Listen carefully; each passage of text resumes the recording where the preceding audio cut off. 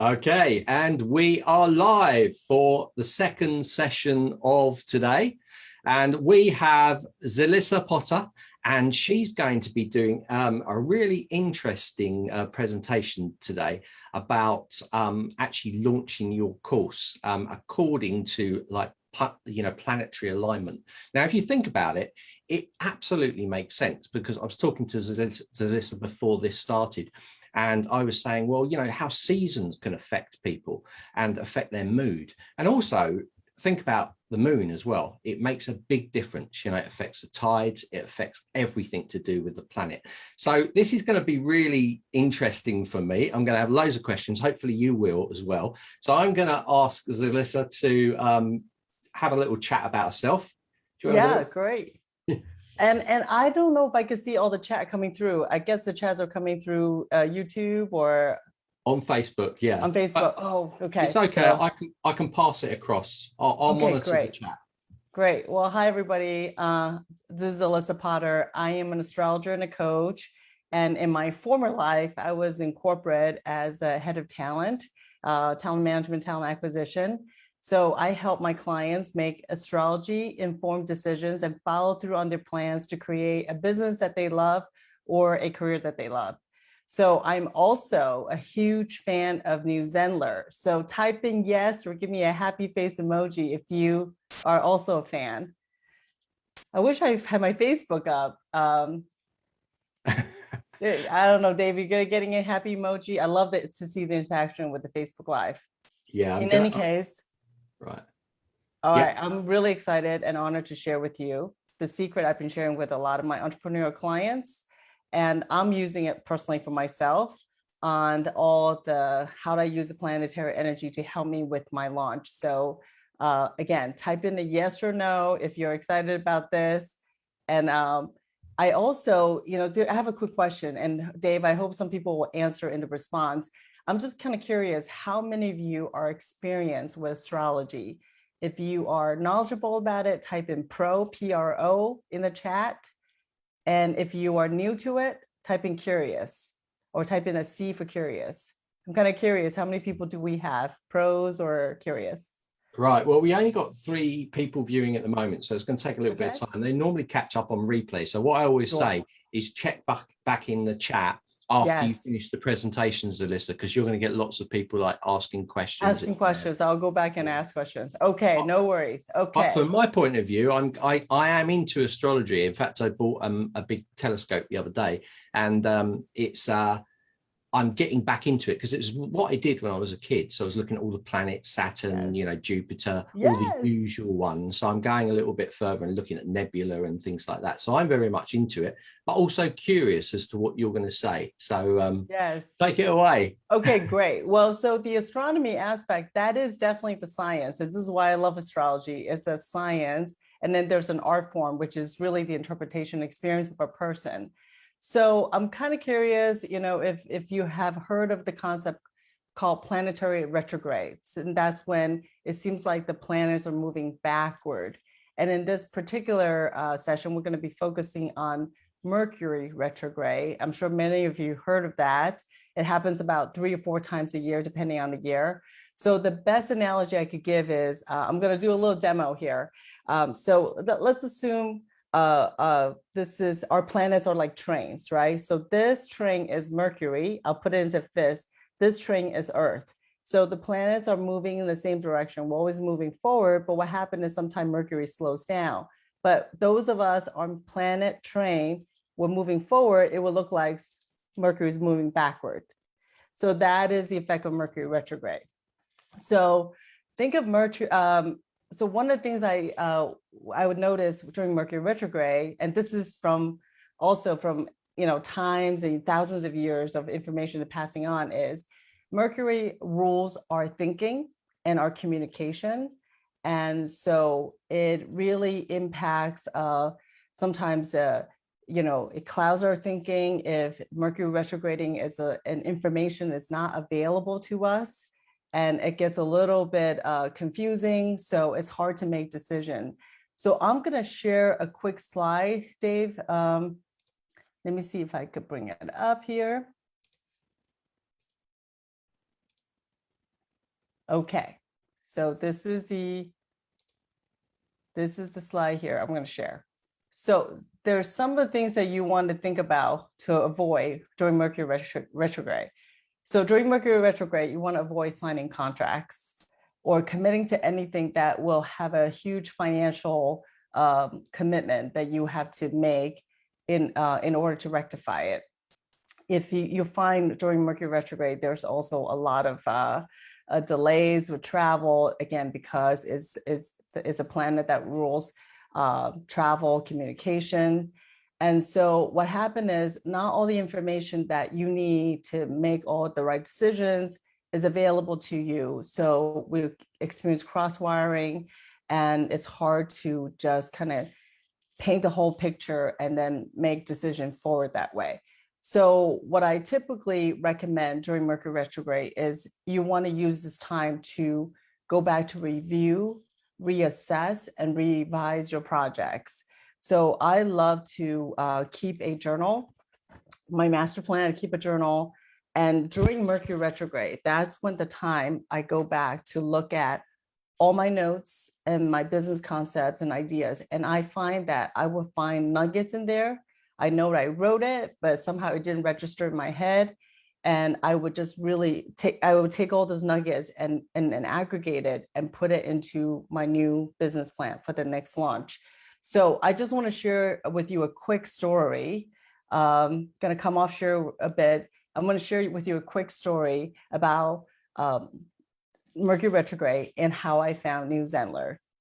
So last year, I knew 2020 was going to be a crazy year, and I was ready to go both fee and try an online entrepreneurship. And I wanted to infuse my Kundalini yoga training and astrology into a business. And I created a concept called AstroWorks. It's a workshop where I teach you 2 components of astrology. And from there, you get insights about yourself.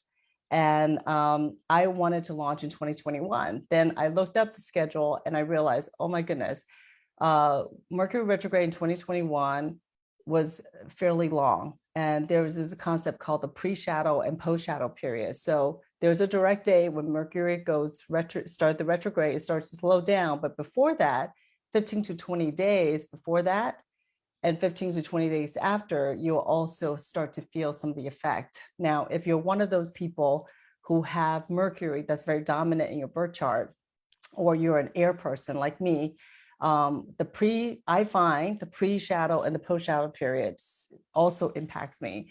So when I tend to do these major decisions, sign contracts during that time, it doesn't really help me as well. So I knew 2021, some of the shadow period were also very long, and I couldn't launch in January. So I wanted to use a Mercury energy retrograde energy to do assessment of my launch.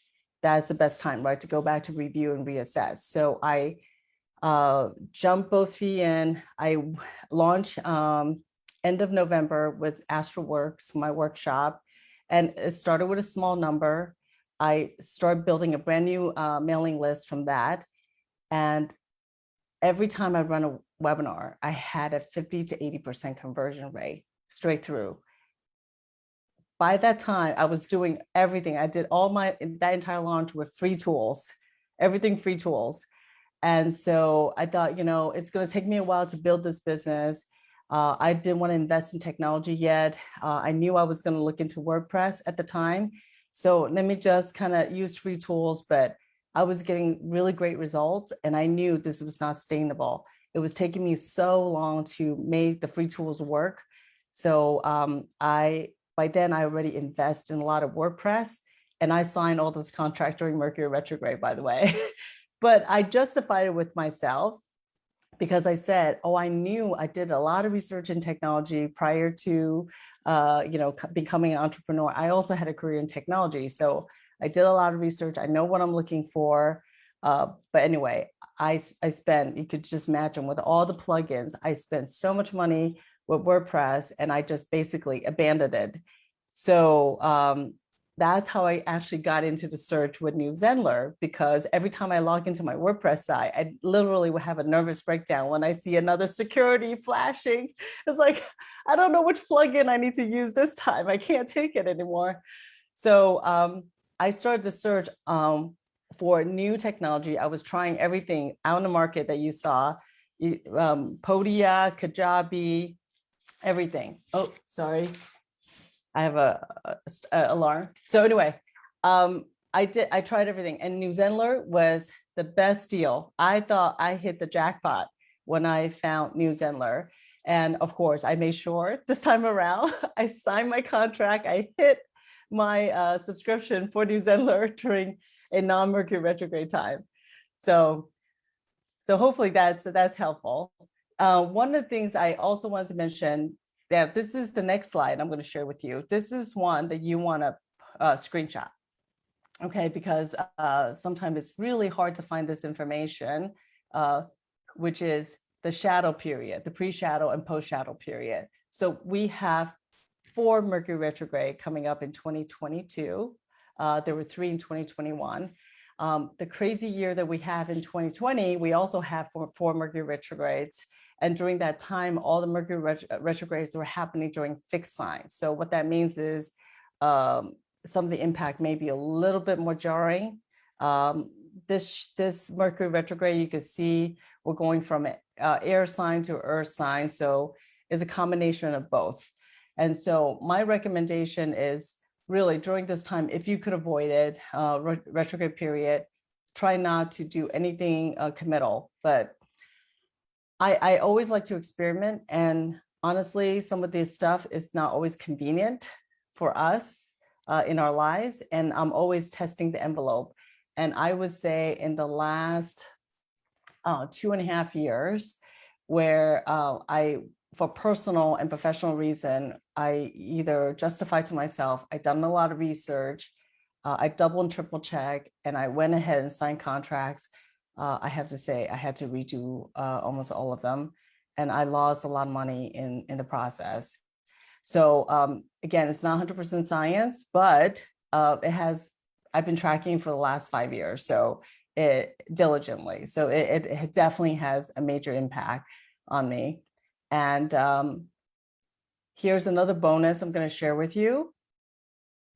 So beginning in October, I don't know, we started October last month, there were 6 planets in retrograde.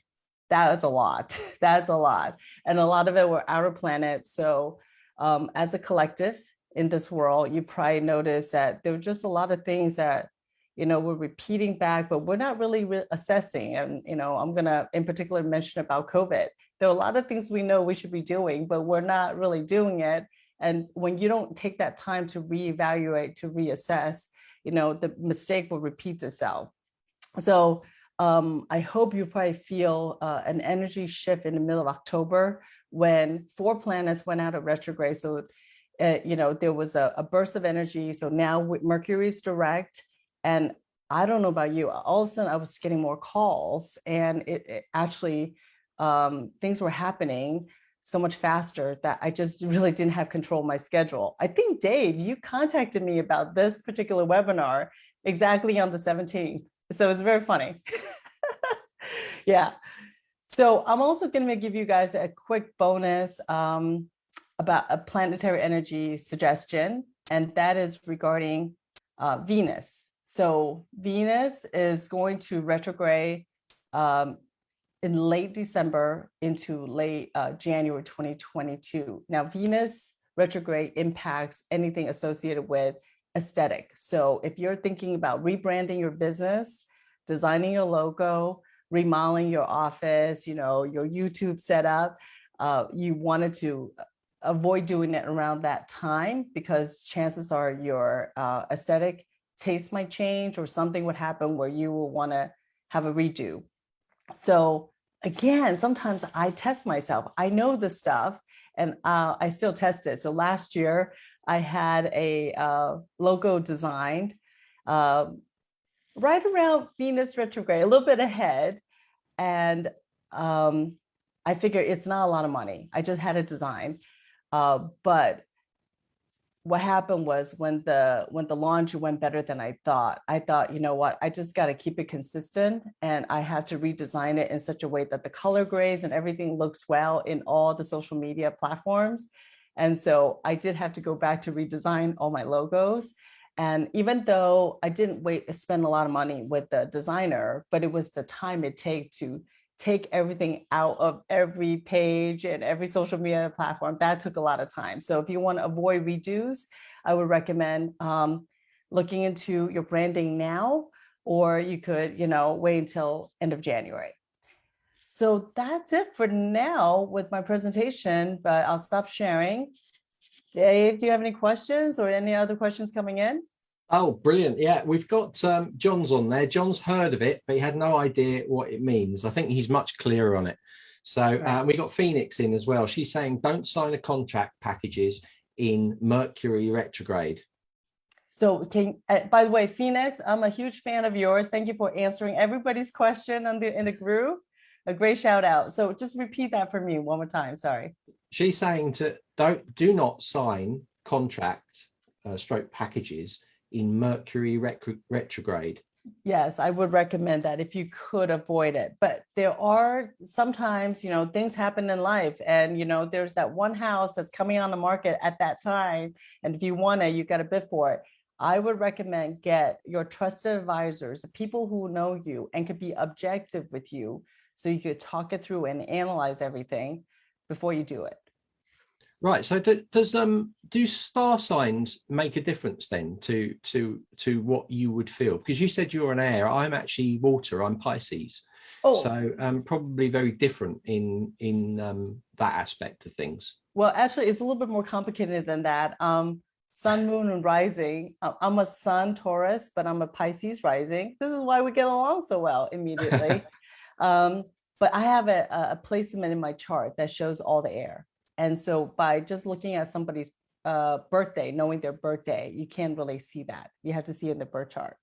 But good news about Pisces, by the way, Jupiter is going into Pisces for us nearby Christmas time. And so for the first 6 months of 2022 is a very, very prosperous time for Pisces. So let me just define prosperous. Yes, it's whatever is will expand. Whatever is will expand. So that's what Jupiter comes in.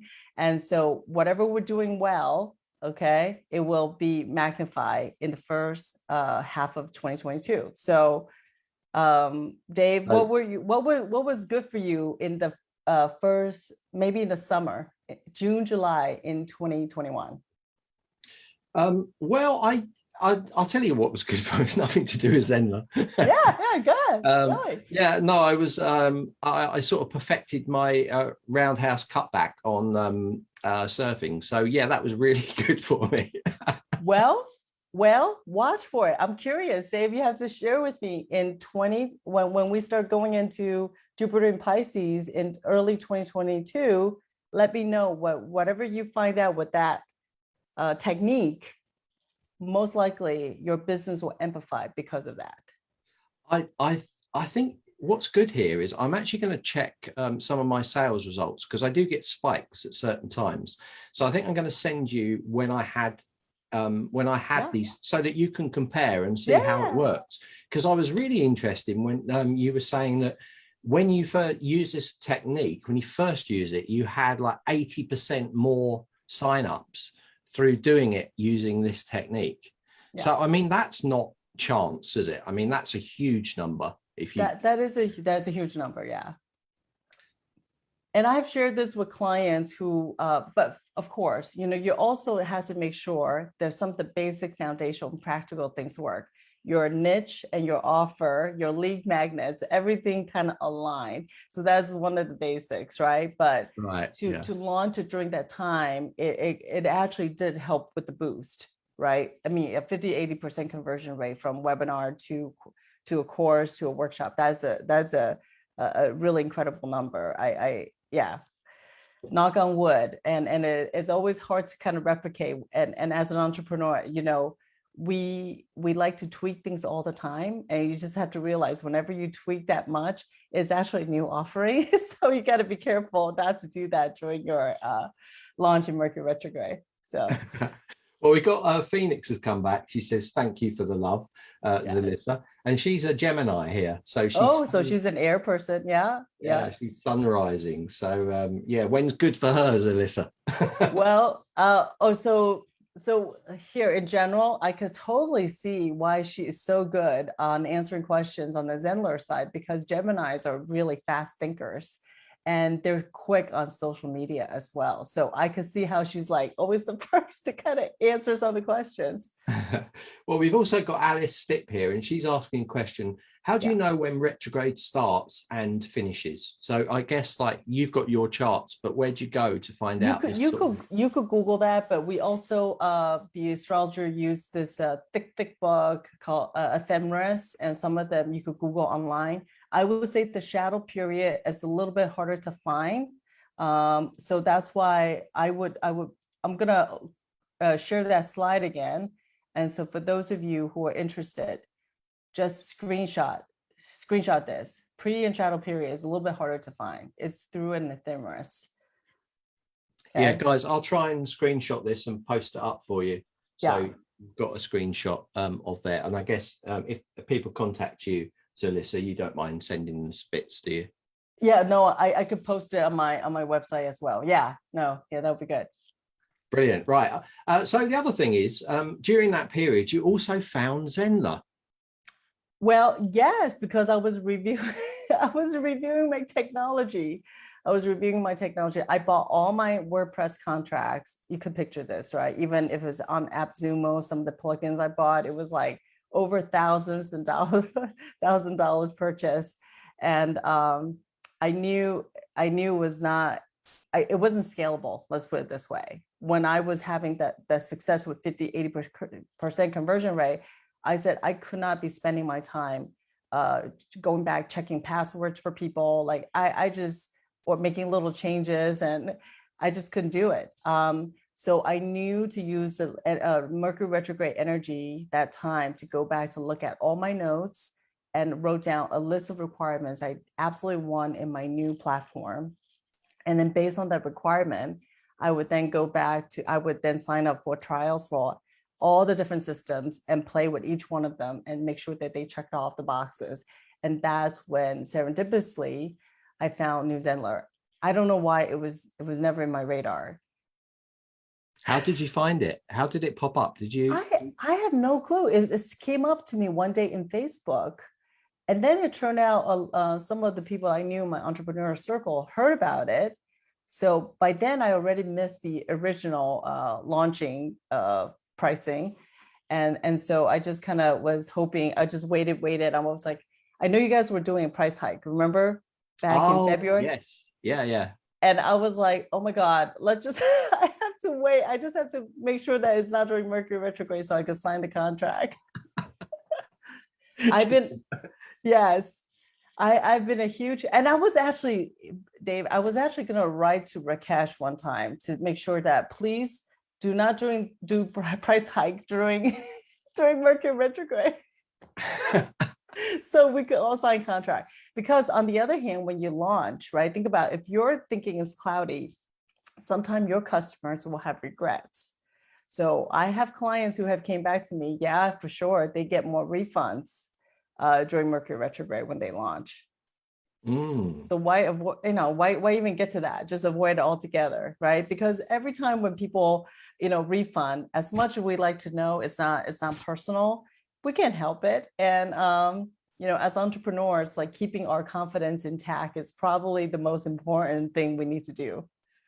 Yeah, definitely. And I think with refunds, you got to be careful. You've got a good product, you will not get many refunds. Probably in the last 2 years, if I've had 4, I'd be surprised. That's how few there are. So I know I've got a good solid product. Yes. If you're starting to get a refund, I mean, obviously it depends on the amount of people you've got going through it. But if it's a new course and you start getting refunds quite regularly, something's wrong. Something's very wrong. You need to reach out to those people that are asking for the refunds. What's wrong? Why do you want this money back? You need to find this out. And, you know, it might line up with Zelisa's reasons as well, you know? Yeah, and sometimes you just need to get a coach and practically talk through why, you know, it's not working. A lot of it is just that it's not translating from one step to another, right? Yeah, for sure. Yeah. So I've got yeah, so how did you find out about all this? I mean, obviously you're into yoga and you like astrology. So is it a natural, was it a natural progression that this sort of happened? I mean, how did you first find out about it? And when did you first try it and say, oh, there you go? Well, so I here's a quick answer. Being a Pisces rising, I have always have a spiritual bent, and I don't know if you find that, Dave, being a Sun Pisces. There's always something about the esoteric, something that's unexplained, that's going to make us very curious. And so I always have that. That was my spiritual side, and then there was my corporate side. You know, doing HR related work and the corporate, and I like to combine it. So what I really got into astrology, even when I was in corporate, is I would notice every time I travel during Mercury retrograde, my flight would be delayed. And I'm not talking about like 1 or 2 hour delays. It's like 8 hour delays, staying overnight at an airport, that kind of delay. So after a while, I would have my admin make sure she would schedule my flights during non-Mercury retrograde. So I would start tracking that.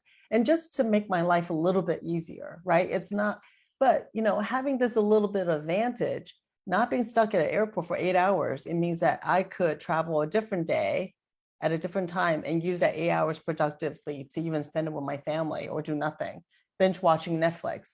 You know, it's just that little edge, give you that advantage. Yeah. Oh, brilliant. That's great. Right. So I've got another question from Alice Stipp. She's putting a sorry personal question, but since we are here, so we've got a personal question. I'm Solar Taurus and Libra Luna. When would you think is a good time for doing my launch? Well, it's this energy that I'm sharing with you is very specific to, you know, it applies to everybody. Mercury retrograde kind of applies to everybody. But if you're interested in finding out something more personal, there are other things in your chart that it's hard for me to know without looking at your chart. It's beyond your sun and moon and rising. Rising is a very, very important. It's so how to get to rising is your time of birth and the location. So if you're interested, come, you know, ask for a reading. Oh, Dave, you know, just for the heck of it, I'm going to give 20% off to people who sign up for a reading with me. If you mention New Zenler. How about that? Just mention New Zenler when you get in touch with me on my website. And the other thing is, I also do this thing called New Moon Intentions. I'm having one coming up this Sunday. And what I do is I share the energy of the new moon and full moon for the rest of the month. And you could leverage that information for your planning. So just a quick tip, you know, we're going into Scorpio season. So I don't know about you, but topics of property, you know, possession, other people's money, taxes may come up. And it certainly has come up for me. Have you? Yeah. Yeah. Have you? Has for me as well. So yeah, I need to do my tax returns. Yeah. It's kind of crazy. Sometimes you don't want to believe it, but it just, you know, come up. So yeah, I think I have it as featured on my homepage. So register for the session. Again, wonderful. New Zenler, I did that all by myself in a few clicks. Yeah, here we go. So yeah, we're on the Zelisa site. So it's zelisapotter.com. Okay. This is your site. So this is your New Zenler site. Do you want to give me where do we go? Oh yeah, you can sign up by just clicking out sign up to join my New Moon Intentions. And I will, if you want to have a personal reading, you could get in touch with me on the About page. That's great. And you've got lots of blog posts on there and things. So yeah, fabulous. Look, so there we go. Brilliant, Zelisa. So that's Zelisa. I'll put that URL in the chat there. But thank you so much, Zelisa, for doing this. It's really good. And you know, it's not, I like these kind of ones that are different. You know, people don't think, but it's actually, you know, trying things out, seeing if this works for you. and then suddenly you're like working a different way. So Yeah. it's like opening your mind up to different ideas. Yeah, well, thank you. That Well, I work. got lucky because you're a Pisces sun. So you're like, I can appreciate this. Yeah, well, I think, you know, it's all learning. I was talking to Zelisa before. It's like you meet a lot of very interesting people, professionals, you know, like Zelisa, who's using these things and it's working for her. And it's like you have to look into this stuff. You have to try and explore these things, you know, Yeah. whatever it may be. There's always a reason why people are doing things. Yes. So and so Dave, I'm going to embarrass you. I'm going to ask people to put in the chat comment. I'm going to go back to look at it. I was saying to Dave, I would like to do a reverse interview where I get to interview Dave, Kevin, and the team about what they do and their entrepreneur endeavor and journey.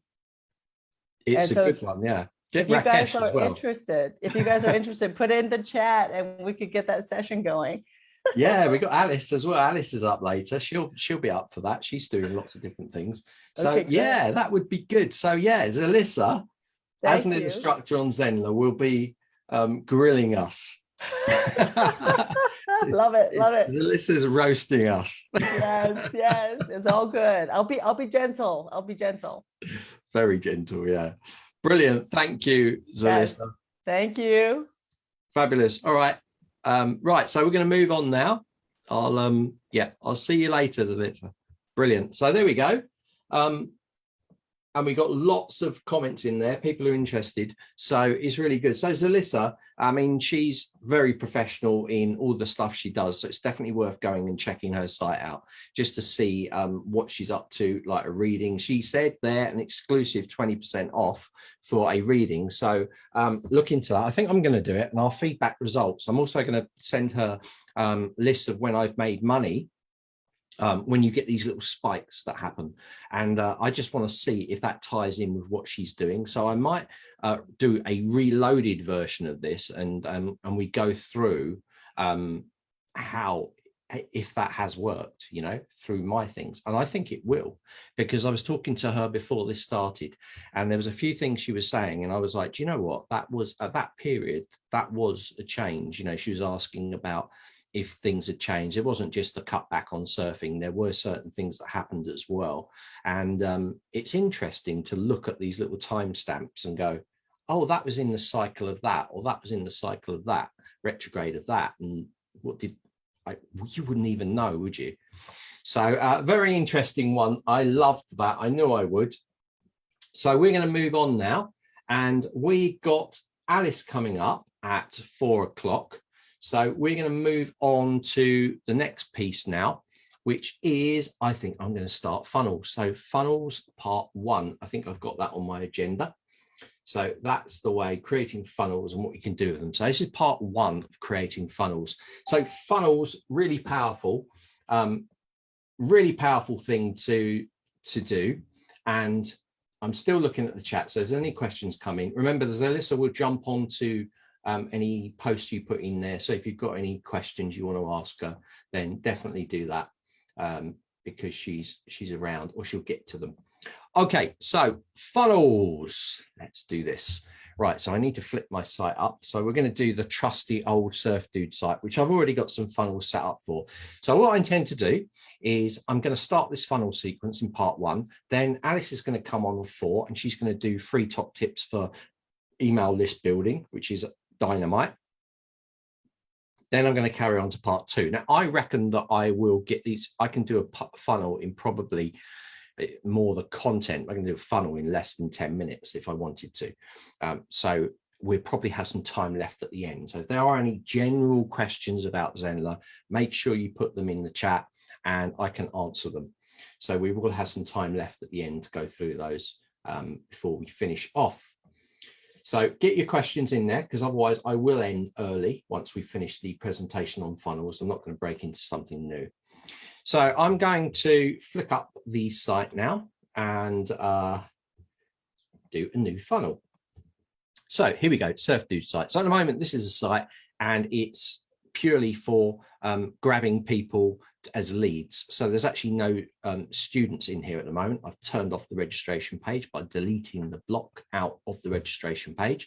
And inside that registration page, I've just put an inline form. I'm going to talk a little bit about forms later, because forms can direct people straight into a funnel. So there's quite a few ways we can use funnels. We can use it as a lead magnet. So we're normally offering a sort of freebie, like a PDF or a zip file of something, or like I could do those certificates. I could put certificates in there and then people could download them via that. So that would be like a freebie way of doing it. Then there's another one that we call video series funnels, where you could send people through maybe a 3-day video series, and then you might give them a discount at the end to your course to do the full course. There's also another thing that I call trigger funnels. Now, when I say trigger funnels, I'm using funnels purely to use the automation side of funnels. Why? Because it means that I can send someone into a form and then I can fire a sequence of emails. Now, this was asked a while ago on the Facebook group, and someone said, can I do a 5-mail email sequence through a form? And I was like, yes, you can. But what you'll need to do is send them into a funnel, but not activate anybody going to any of the funnel steps. You're just purely going to use the automation. So we're going to endeavor to try to do these. And I'll show you the video series ones because they take longer because you've got to upload videos. So I'm going to jump into the admin of the site, and I'm going to jump straight through to marketing funnels. So inside here, you can already see that I've got five. I don't even know that one's 4, but funnels set up. Now you'll notice there's no preview here because these are set up to send out emails and they've got no steps in them. But you'll see that I've got a beginners to softball guide. This gives them a free PDF to a softball guide, to a size chart, and then a 10 top mistakes, and that is for surfing beginners, and 10 top tips. So this is these would be a kind of standard way of getting leads in. So you might promote these, get your 10 top mistakes PDF. You might do a video of it and then put it on YouTube. People click through to the funnel and then they sign up. So you've captured them as a lead. That was the most important thing. And then they receive the PDF sheet. And that's how it's done. But to create the funnel is really easy. So we're going to go through it. We're not going to do anything jazzy or anything. I'm just going to click in here and create the funnel. So I'm going to start. So the first type thing you have come up to you is, what funnel type do you need? So lead magnet is obviously for giving away free ebooks, PDF cheat sheets, free reports, zips. You're creating an irresistible bribe in return for sharing their email. So next, we have a video series funnel. So if you've got a series of videos set up, you would want to set up the video series funnel, because when you set this up, you can load your videos in there straight away. And it basically creates the pages with the videos in for you. We're going to start with a simple one, which is the lead magnet. So I'm going to click, I've got it on lead magnet. Notice you can jump between them. Just going to hit next. And we're going to give a name to our funnel. So I'm going to call this a day with Zenler. Okay, call it what you like. It's going to ask us, do you want a freebie download? Now, if you add the file here, it will create the link to the free download. So I'll add a file. I think I've got some in the library. So let me look for a PDF. Any old PDF would do. I could upload it there. But I'm going to select this one. So, which is just that. It's nothing special. And I'm going to go across to there and I'm going to click select. There it is. So I've put that in there. Now I don't need to put that in there if I don't want to. I can always link it up later. And it's going to say product course to be launched at the end of the sequence. So at the end of the sequence, you can send people to a course or have none. So this is 3 really important things that you might want to think about. But if you don't have a PDF free download in there at the moment, because maybe you're just setting it up and you haven't finished it yet, and you just want to get your funnel started, it's not a problem. You can just upload it into the media library and you can connect it up to it later on in the process. I've got it in there for now, so I'm going to click next. And then it's going to say, which template do you want to use? So we've got some templates. These are all highly configurable. You can basically delete it all out, start again if you want to, or you can use these ones that are set up for you. So you'll see that this one's got a form built into it. This one hasn't. So what this does is it opens up a pop-up. Again, this one opens a pop-up as well, pop-up, and this one's so this is the one I'm going to go with because it's easy. So if I click preview, you can see what it looks like here. So you can go, yeah, that's good. And what's this? The thank you page. Click on that, shows you the thank you page. And then you go back, forwards again. So I might select that as a theme, back to layouts there. So you might want to preview this one. So you've got this little preview that shows you exactly what they look like. And back. So I'm going to choose this one because it's nice and easy. And I'm going to click finish. What the system's doing now is it's creating the pages. So it's creating the opt-in page and it's creating the thank you page. Now, just because it's created those two pages doesn't mean that you cannot add more pages, because you can. It's the flexibility of using the system. If I wanted to create an extra page, I could just clone this step and click clone. And I've created an extra page. I can also change the order of the funnel. So I can change that order around. Okay, now these are the same as each other, so I can delete that out. So you're not tied into a rigid structure. And I've noticed that a lot of our competition actually fix you to a structure and make it not that easy to see what's going on. With this, like everything else in Zenler, it's a true drag and drop system. You can drag things around. Inside of these pages, when you edit them, it also uses the page builder. So as you're familiar with the page builder, it's in there, so you don't have to relearn anything. Now, also inside here, we have the URL of the actual funnel, which you can change.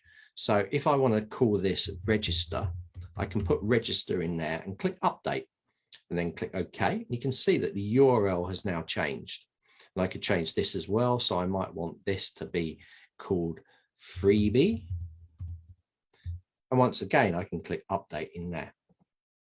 Okay. You can copy the link there and you can view the page here. You can edit it, clone it, or delete the page out. Now we've only got two in here, so I'm going to delete this one out. So I'll just show you. There we go. So we can do the opt-in page and the thank you page. So the opt-in, put their name, email address, and then you've captured them and you can give them the freebie on the thank you page.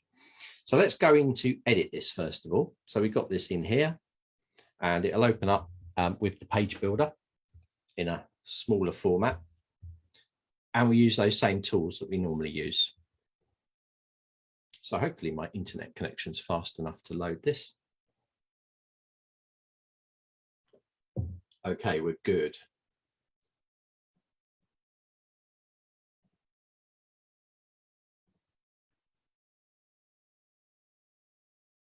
Right, so just before I move on, I'm going to answer questions as I go. We've got John's coming. He said, if you have time, can you show the course access page for basic marketing course? So I want to replicate showing the next live class. John, I'm probably not going to get onto that. I might, yeah, if I have time at the end, I'll jump into that course to show you that page. Phoenix has asked a related question on the funnel. So can I set up an affiliate on a video funnel opt-in page? So I know that lead, so I know who that lead come from. If you've got an affiliate and they're using your affiliate link, it doesn't matter if they go into the funnel, they're still going to, you can just use that end part of the URL. If they're on your site, they're going to be captured as an affiliate to whatever cookie you set. So yes, you can. So also Phoenix has asked, can we get rid of the F in funnel? No, unfortunately, there could be a workaway around that if you actually go to your host themselves and take that URL and change it, redirect it, but it will always resolve back to F in the funnel. That's just the way that we set it up. So I'm now in here, that's questions answered for now. So inside here, you can see I've just got a simple form. So obviously like everything else, we can go in here, we can change our text, but we can also, you know, we're not locked into here. We could come into this area and we could create another row. So you've got more content that you could add in here. So if I wanted to, I could expand this page down and almost turn it into kind of another style page. So I could put more content in here. I could have links to things. You're not just stuck in this rigid area up the top here. So just to know that you can build it. I saw someone's funnel the other week, and they'd done really nice stuff underneath it, a bit of information about what they're doing on their courses, and it looked really good. So you can do that with funnels as well. You don't need to just concentrate on the main opt-in area. You can actually add more to it. Now, obviously, like everything else, we can come into here and we can give it a really cool background. So if I go in and grab, we're going to do this one. I'll do it on, let's do this kind of background in the, so it's really colorful. I'll leave this in white. And we'll go, I'm going to do it, learn a little bit left field, but I'm going to learn breakdancing, okay? And then I'm not even going to have this one in here. I'm going to get rid of it.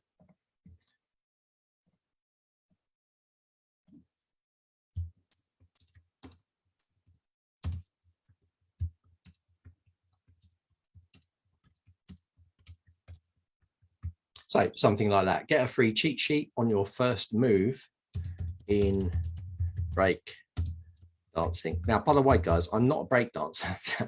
You know, before I get people saying, I didn't know you break dance. I don't. I can do the worm. That's just about it. But I'm not even sure that's break dancing. So let's go to this one now. So what we're going to have here is this says download the free report. So all this button does is take you to the thank you page. So the thank you page contains that freebie that we loaded in. Do you remember when we started it, we loaded it in. So that takes us to the freebie. So again, you can come in here, you can change the style of these buttons. You can change the style of everything in Zenler. So we can go in and it's a submit form. Okay. So I'm going to leave that as it is. If you come into design, you can change the look and feel of the button easily by changing it like this. You can change the text that's actually in there as well. So if we go to this, you can see you can change that text in there, download the free report or down. So I'll download your PDF. So I can put that in there. It's going to submit form. You can also tag them.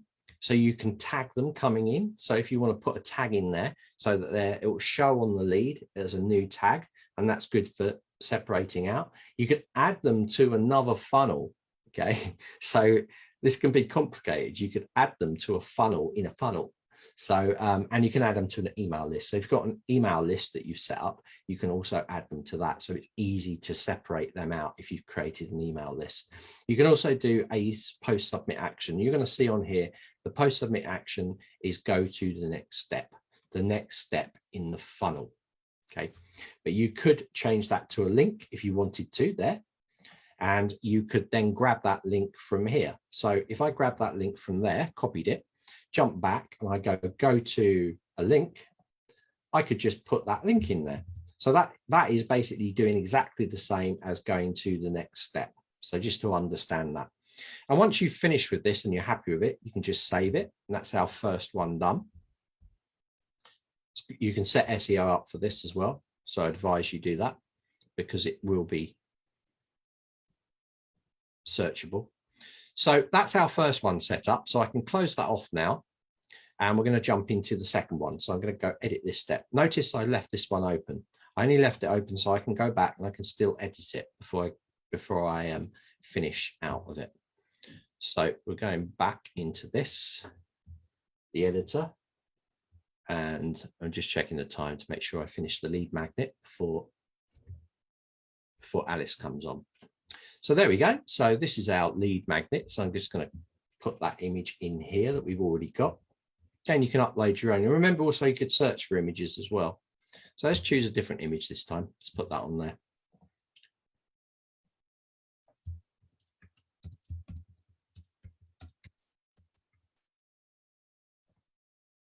So I might not want any of this stuff. And let's clear that up. Rest in. Let's leave that as it is. So this will be the download. So if you look at this button, what it's going to do is it's going to link to the PDF. So that PDF that we uploaded at the beginning, that's going to be there. Do you notice that? It says learn how to PDF. So that's going to be that link for that. Now, like all these pages, we're going to save this out here, and we're going to obviously do your SEO, and we're going to go to preview, and you can test it. So if I go save and preview, it's going to take me to this page, and I can click there. Just make sure that it does download that PDF. You can see it has come up. So you've got that PDF there, and let's check this form and make sure this is working as expected. So we come in here, and yes, so that's good. That all looks nice. Now we've got to think about automations, because someone signed up and they've got the free PDF, but maybe you want to send an email to them. So this is where automations come into a funnel. So once you've set up your lead magnet, you've gone through it and tested it. And I'd suggest that you do test it by copying this URL, but let's wait until we've done the automations. So we've looked at an overview, which gives you an overview of people coming into this funnel. We've got the funnel details here, where we got the name of it and the URL. We've got the funnel steps that we just did. Leads will be anyone that's actually registered in here. Okay, I've got to close that quickly because I actually got leads in there, and I don't want to show them their people's email addresses. So under automations now, we're going to send up emails that when someone subscribes, it sends out emails. Really easy to do, guys. And you'll notice that our automations are the same throughout the site. So automations that you see inside of courses, that you see inside of live classes, live webinars, they're the same way you set them up is the same across all these things in funnels as well. And you simply click here. So automation rules, you can see these are all paused. So if I launch this funnel at the moment, there'll be no automations because they're all paused. So if we go and edit an automation, we can turn them on. And inside here, you're going to see that you have your name. So I'd probably change this to whatever the site is. And then I'd put the email address in here. And then you can put your freebie in here. So your requested PDF, or you can reach out to them because they're already getting their PDF. So you can put something like, thank you for registering on breakdancing. And then down here, we can change what's going to go on. So also inside this area, you can personalize. So you've captured their name on the original form, and you've captured their email address. So we probably want to put something like dear space, and then personalize it with their name, and then put a space after that and give them the information. So it was say, dear, in my case, David, thank you for registering for breakdancing. So the rest of this down here, we give you these blocks so that you can see and you can read what it says about them, but we expect you to delete all of that out and put your own text in here. So we go, you can put whatever you like.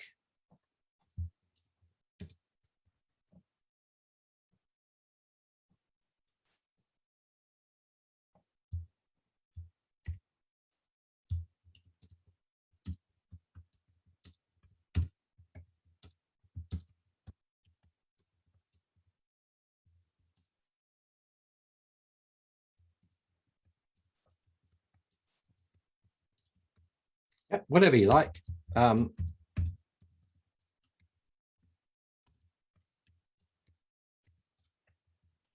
So something like that, really quick, short and sweet. So this is, when is this going to fire out? This is going to fire out after they register. So it's on subscribe. So they've subscribed and they've gone in here. I should use the word subscribe rather than register because they're subscribing to your mails. So on here, you've got on 0 days from subscription. Okay. And then they'll get this mail. So this mail's ready to go out. So I can make this live now. Make sure that you save the changes first. And it's going to say this action is currently paused. Do you want to make it live now?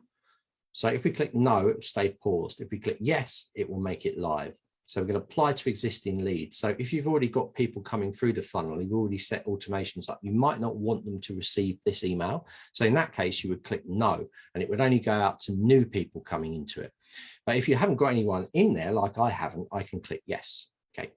So that's simple. And you can see I can turn that off and on here. So I can go off and on by clicking here to make it live. And now you can see that's live. These ones are not. So when would you use these ones? Well, after they subscribed, maybe 1 or 2 days, you might want to send another email. So you can do exactly the same. You can come in here and you can go something like, don't forget about us. Not that you would write this, but you get the idea. And then maybe a bit more information. So this would go out a day after.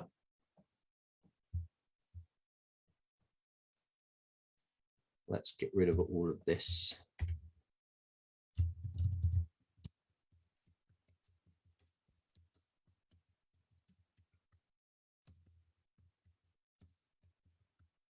So you could do something like that. Okay, and it can go out. Now, also inside here, you can also put in personalization as well. So if they filled out the forms in here, you might want to send them to the funnel. So you could put a funnel URL in here. So that would then show that funnel URL. But you could also put a link in there. So if you want someone to go to a certain page, you could go click here to view courses, and then you could find the courses in your system. Oops. Let me go to courses, just going to open in a new tab. I could choose this course, for instance, go into the page, find the checkout page or the sales page, copy that URL, jump back to our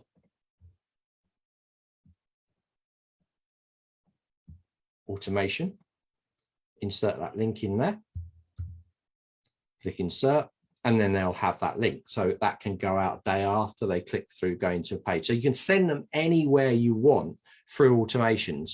Now, of course, like before, you would save the changes, you would make it live and apply it to leads or not. And this is another one. So this does exactly the same. This goes out 2 days after. So let me delete that one out and show you inside here that if you wanted this to go out 2 days, you could put 2 in there. If you want to go out a minute after, an hour, or weeks after, you can set it in here and it will do it from subscription. Okay. Now, also another thing, and this is really important to point out, is you can also add different rules. So under here, we have add actions. Now, if you want to, you can add a tag. So remember, we can add a tag through the button, but we can also add a tag through automations. So if I want to tag them, I can tag them. So I could tag them in a week. I could tag them straight away on registration. And it's simply a matter of putting in the tag. It goes into there. You can see it. I'm going to call it tagged. And I can go after from subscription. And I can do it 0, or I can tag them in a week's time if I want to. And then I can enter the tag here. So I can call this break D and then hit enter. Oh, sorry, just leave that and save it. And apply to existing leads, and you can see that they will be tagged with that now. So also inside here, we can send notification to you as admin. So if you click this one, you can actually have a notification when someone goes in and registers on your funnel. So you can also use webhooks as well for you guys that are using webhooks to send packet information out, usually in conjunction with another application like Zapier. You can also remove tags. So you might have a tag started and then in 2 weeks' time, you might remove that tag. And you can also send mail there. Now, remember, tags do not send mails out to them. It just tags the user. Okay, notification doesn't send mail out to them. It just notifies you.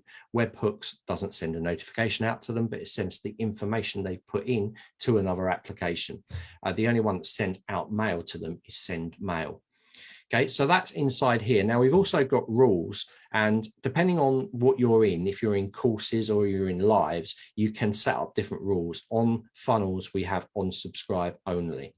So that is how we can do it. That is how we can set this up to all work. So it's coming up to a minute. So I've managed to do lead magnets, and you can always test these things as well. So once you're happy and you've done it, I can grab the URL of the site. Let's go to funnel steps. And you would test this simply by copying the URL, going into an incognito window and going through the process and seeing that you receive them. So put a different mail address, email address, and see that it's all working properly. And that is a simple lead magnet. So after Alice has finished, we're going to have a look at more sophisticated things we can do. We're going to jump quickly into a video series funnel. I'm just going to talk about it, but you understand the principle now. There's a lot more we can do. I want to show you how to use an inline form in a page to send people into a funnel and tag them as well, and use advanced filtering as well. And we're going to cover that when Alice finishes. So Alice is going to be on any second. There's Alice already. She's ready and waiting for us. Hello. Yes, I'm here. I'm here. I was just going to pull up the Facebook, the group and the page and see Lovely. where we are. Perfectly timed, Alice. I managed to do that lead magnet in the time, just on 4 o'clock on the button. Nice. Good job. Good job, David. It's all good. So yeah, Alice, yeah, do you want to take it away? Absolutely. Absolutely. Thank you, David. Just making sure my computer is plugged in because I don't want it to die while I'm in the middle of this. That's happened to me before, y'all. So top tip, make sure your computer is plugged in before you go live. Yeah, so switch the sometimes the socket. It's the socket, and I've switched that off and had it plugged in, and I thought it was live, and it's just off at the plug. Yeah. Oh, so many times. And my computer, you literally have about 5 seconds once you get the low battery notification to plug it in, or it just dies. Like there is no real notification whatsoever. So yeah, it happened to me just last week. So Fingers crossed. Yes, exactly. I'm plugged in. I've double checked. All right, Alice, take it away. You're going to talk about today the magic of Facebook lists. Okay. We're going to talk about Facebook lists for getting more leads, which we all need for our courses, right? Yeah. All right. I'll leave it to you. Thank you, David. So welcome, everybody. A couple of things before we get started. If you can't take notes, don't worry about it. David is amazing. And so he is going to clip this part of the video out and he's going to put it up on YouTube by itself because he is awesome like that.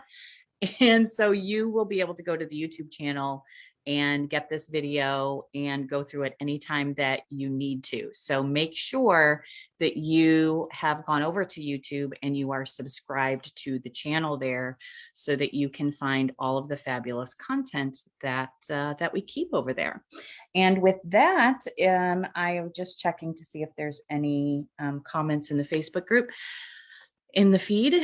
And with that, we're going to talk about using Facebook lists. It's a little tool inside of Facebook, a feature that you can use. And I want to share with you today some ways that you can use this list feature and use that to help you generate more leads for your business and to sell your courses.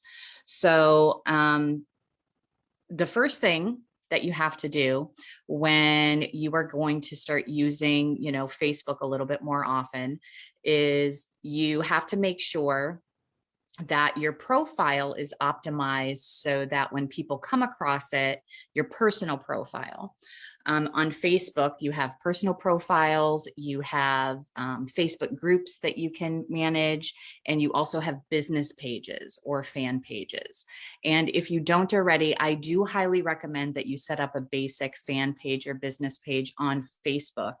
I don't know if you've heard the big news, but Facebook Inc., not the app is going to stay named Facebook, but Facebook Inc. has changed its name to Meta because they are going to be part of the metaverse, which they think is the next sort of big thing in the internet. So they're going through a lot of changes. And one of the things that's kind of been a thing for a while that Facebook hasn't really been great at enforcing, but I've heard it through the Facebook grapevine that they are going to start enforcing more, that selling directly from your profile can get you banned or excluded from Facebook. So if you're posting overly salesy stuff all the time from your personal profile, like, hey, here, buy my course, or hey, check this out, here's my offer, those kind of posts directly on your personal profile can start to get you banned, can start to put you in Facebook jail,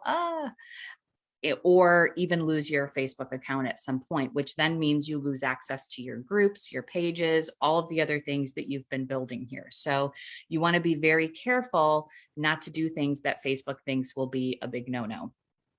And so that's why using a page is good, because what you can do is you can post the salesy content to your business page and you can share it onto your personal profile. Because if the content originated from a business page, even though you're posting it to your profile, it's still tagged as a business page post through the share. So Facebook is cool with that. So that's a way to kind of still use your personal profile for some of the salesy content. So that's just another tip.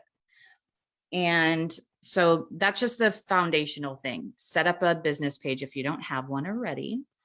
And you want to optimize your profile. So I'm going to share my screen and show you. This is a profile on Facebook. Another tip is you probably should not have a second profile on Facebook, because if you do, Facebook could be upset with you about that. It's against their terms of service. It's another not thing you should do. So this is just a basic personal profile, and a couple of ways that you can optimize this profile would be to use some sort of a banner image that promotes your business in some way.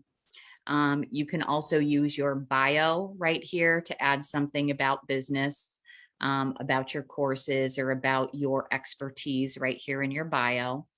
And then you can have all of your business pages, your programs, whatever. If you have a business page on Facebook, these 3 links here are all business pages on Facebook. So Producers Podcast that I run, Zenler, Team Zenler, woohoo, and Fabulous with Alice, which is my marketing agency. So those are linked on my profile. So if someone pops over to my profile because I'm networking in groups or doing things or friends me, and they click here, they will have the opportunity to click through to my business pages and connect with me there. And that's kind of the goal. And that's also the goal of using lists, which we are going to get to momentarily, I promise. One of the things you want to do is make sure that your links to your pages and websites are public, because if it's not publicly listed, then only people you're friends with will see it. So one of the things you want to do is go into, not bio, wrong one, edit details here. So right here, you want to make sure all of these are on. And in order to add one, if you add a workplace, and you come over here and click the company, if you have a page, it will bring it up for you, right? So these are all pages. So as you type in the name, so you can tag the page, which is how it comes up linked there in your profile. So that's how you would do that. And then make sure that this blue thing is on, because as soon as you do that, this won't show to the public, which means people who might click on your profile just to check you out won't see this link and won't be able to click over to it. So make sure that that's turned on, okay? So now with that, how do people manage separating personal from business on their profile, friends, etc.? That's a really great, I cannot talk today, question. That's a great question. Is it Brian? I want to make sure I'm saying your name correctly. And it can be very tricky. And the thing is, a lot of people don't do it very well. So they make a lot of mistakes. There are rules, which I mentioned earlier, where Facebook it's always been against their terms of service to operate a business from a personal profile. You're not allowed to do that. And that means posting business stuff, salesy stuff, offers, those type of things. You're not supposed to do that.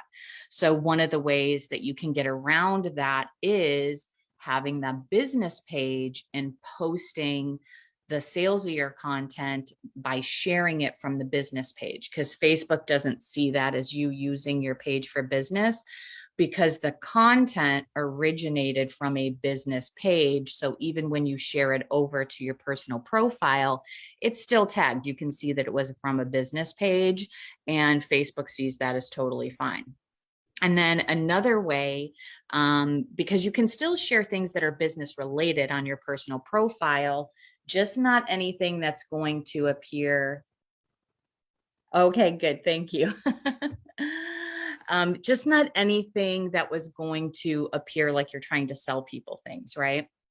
So, and that's where the lists come in, because there might be things that you want to post on your personal profile that are more related to things that your business connections or your potential students would be interested in, but there are things maybe your friends and family won't be interested in. And so that's how using lists can really help you target very specifically the people you want to see a particular kind of post that you're posting. So how it works is from your personal profile, you are going to go to your friends list. You're going to click on friends. I have a couple of business associates on this profile. So you just click on friends, and then it's a little not intuitive. I think it's a little weird, but nowhere near as intuitive as Zenler, right?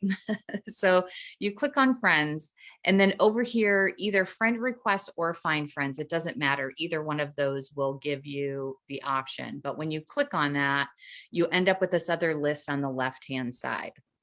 So then you're going to click on the custom lists. Okay. And I plugged in a few examples here just to sort of give you an example of how these could look. At the very bottom, when you first come in, there won't be anything here. You'll just have this create list option. And so, for example, when you create a list, when I click on this, right, I have a person added to it, and I'll show you how to do that. But you can set these lists up however you would like to. So for example, if you're an author or someone who works with authors, and maybe you work with readers, one of our fabulous members, Lorelei, she does that. So that's what made me think of that.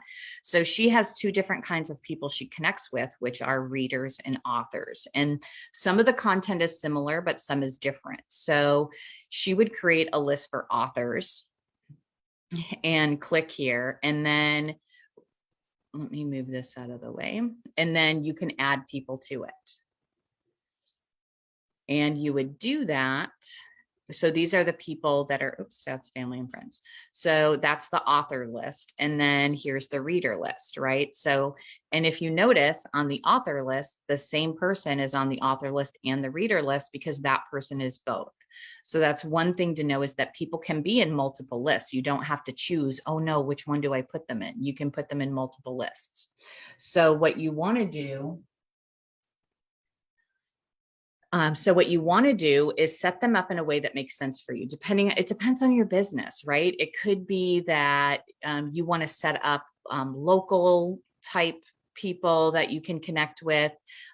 Always have a list for friends and family, so that maybe if you want to post family pictures or things that you're doing, you can post directly to just that friends list, where the other people that are actually in your whole network will not actually see that post. It'll be targeted just to family and friends.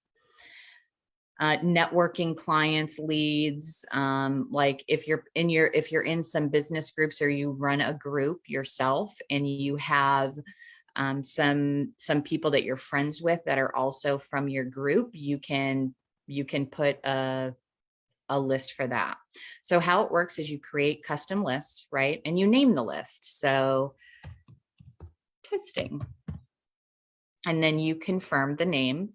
And then it's going to give you an option to add friends to this list. So you add friends, your entire friends list is going to come up here, and you can check off which people you want to put in this list. Now that might seem a little overwhelming when you're just getting started creating lists, but what will happen is, as you start to add friends, as soon as you add a new friend, so for example, let's go back to my profile. As soon as you add a friend, you can go to friends. And then right from this list of people that you're friends with, you can search their name because you just friended them. You click on the three dots here and you can, well, this says edit friends list. You can decide what lists you want this person on. So you can actually remove them from lists, add them to multiple lists. So you can do a lot with that. So it's really easy. Again, that's friends. And then over here to either request or find friends. And then here to custom lists. And then you can add lists down here. And then you just want to set this up in a way that makes sense for you and for your business.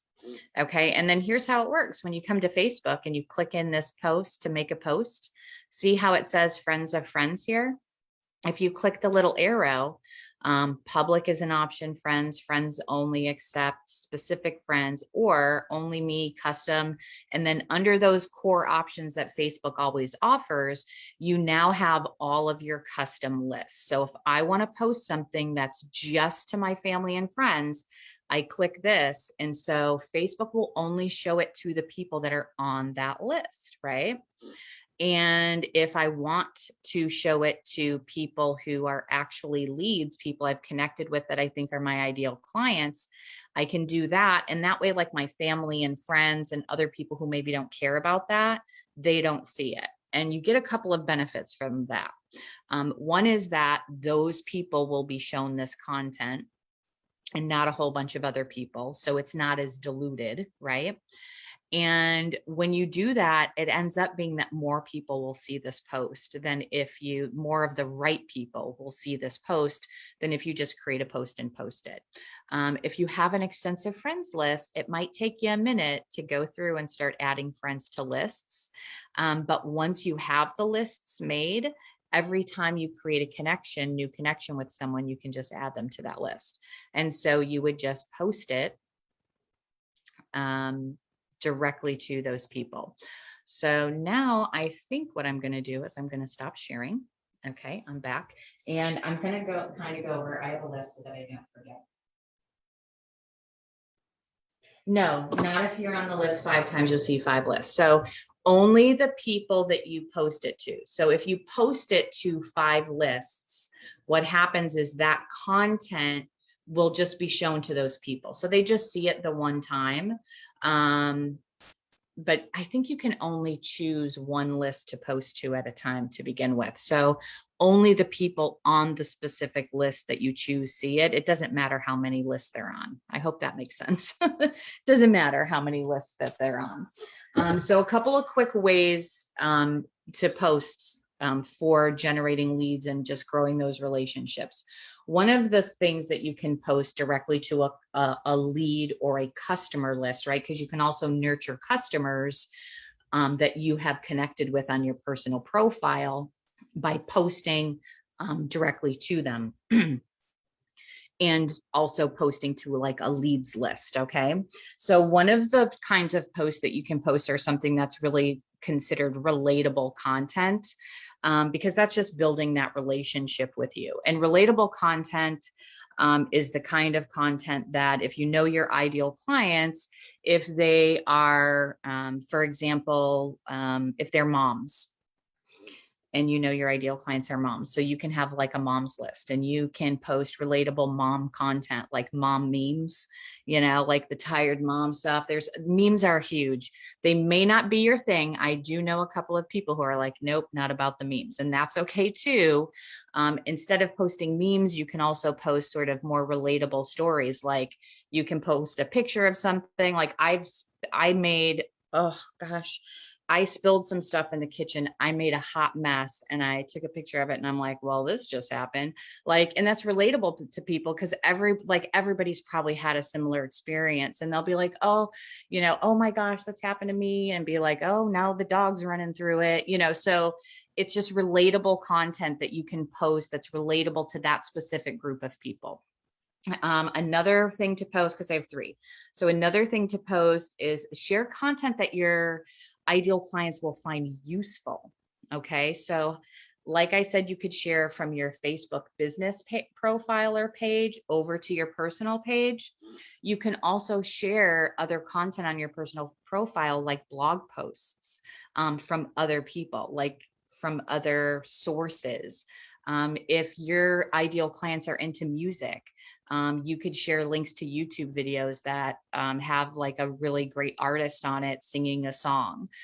You can share the blog post, you can share content from other business pages, top 10 things you should know about XYZ, whatever those things look like, but they don't originate from you. The point is you're sharing content from someone else and you're posting it to your list with the idea that, hey,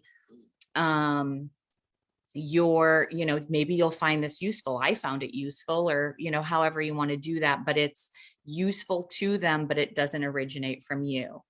Sometimes experts have trouble with that a little bit because they feel like, oh, if I post from other experts, then maybe I'm not as big of an expert as I think I am, but you are. You will be the most useful to your audience because then you will be seen as like that go-to person when they need anything, on top of the fact that you're the go-to person for your courses or what services you provide. You will also be seen as someone who provides a lot of useful resources, and that is always a good thing. So your relatable content, your useful content, and then we share that content from our business page, right? So if you have a promotion going on, if you have an event going on, anything important in your business that's happening that Facebook might consider salesy and marketing related, you post that to your business page, and then you can share it over to your personal profile. And even when you share, you still get that little drop down menu that asks you if you're sharing this with friends, if you're sharing it to public. And so you can choose that and select the list that you want to share that with specifically. So those are those three things. And I think that's about it. I got to check my phone to see if there's any questions. Are there any questions? Yes, only once. Can you create lists on your business page? Oh, that's a good question, Kevin. Why are you asking me good questions? On your business page, you can create, business pages are changing. And one of the features that they have on business pages now is they have a specific news feed, right, on your business page. So you can follow other business pages. And this is really useful for that networking, right? And it's also useful for that sharing of useful content to your audience, because you have your own news feed through your business page of other pages that you follow. And so you can look at that news feed and find what's hot news. So I'm in marketing, so I help businesses market their businesses. And so there might be post updates directly from Facebook, who I follow on my business page, or from like Social Media Examiner or some other, really large scale businesses that put out news and updates about the happenings in social media and marketing. And I can share those posts because they're right there in one news feed, so I can see them all. I don't have to go around searching for those things. Don't have to go searching for them. So that's it. Hey, David, you came back like right in time. Yeah, so we got Kevin. I don't know, he might jump in. He might jump on board. But yeah, that was fascinating. So yeah, again, magic. So that's going to be split away and put into the our Zenlers, I think.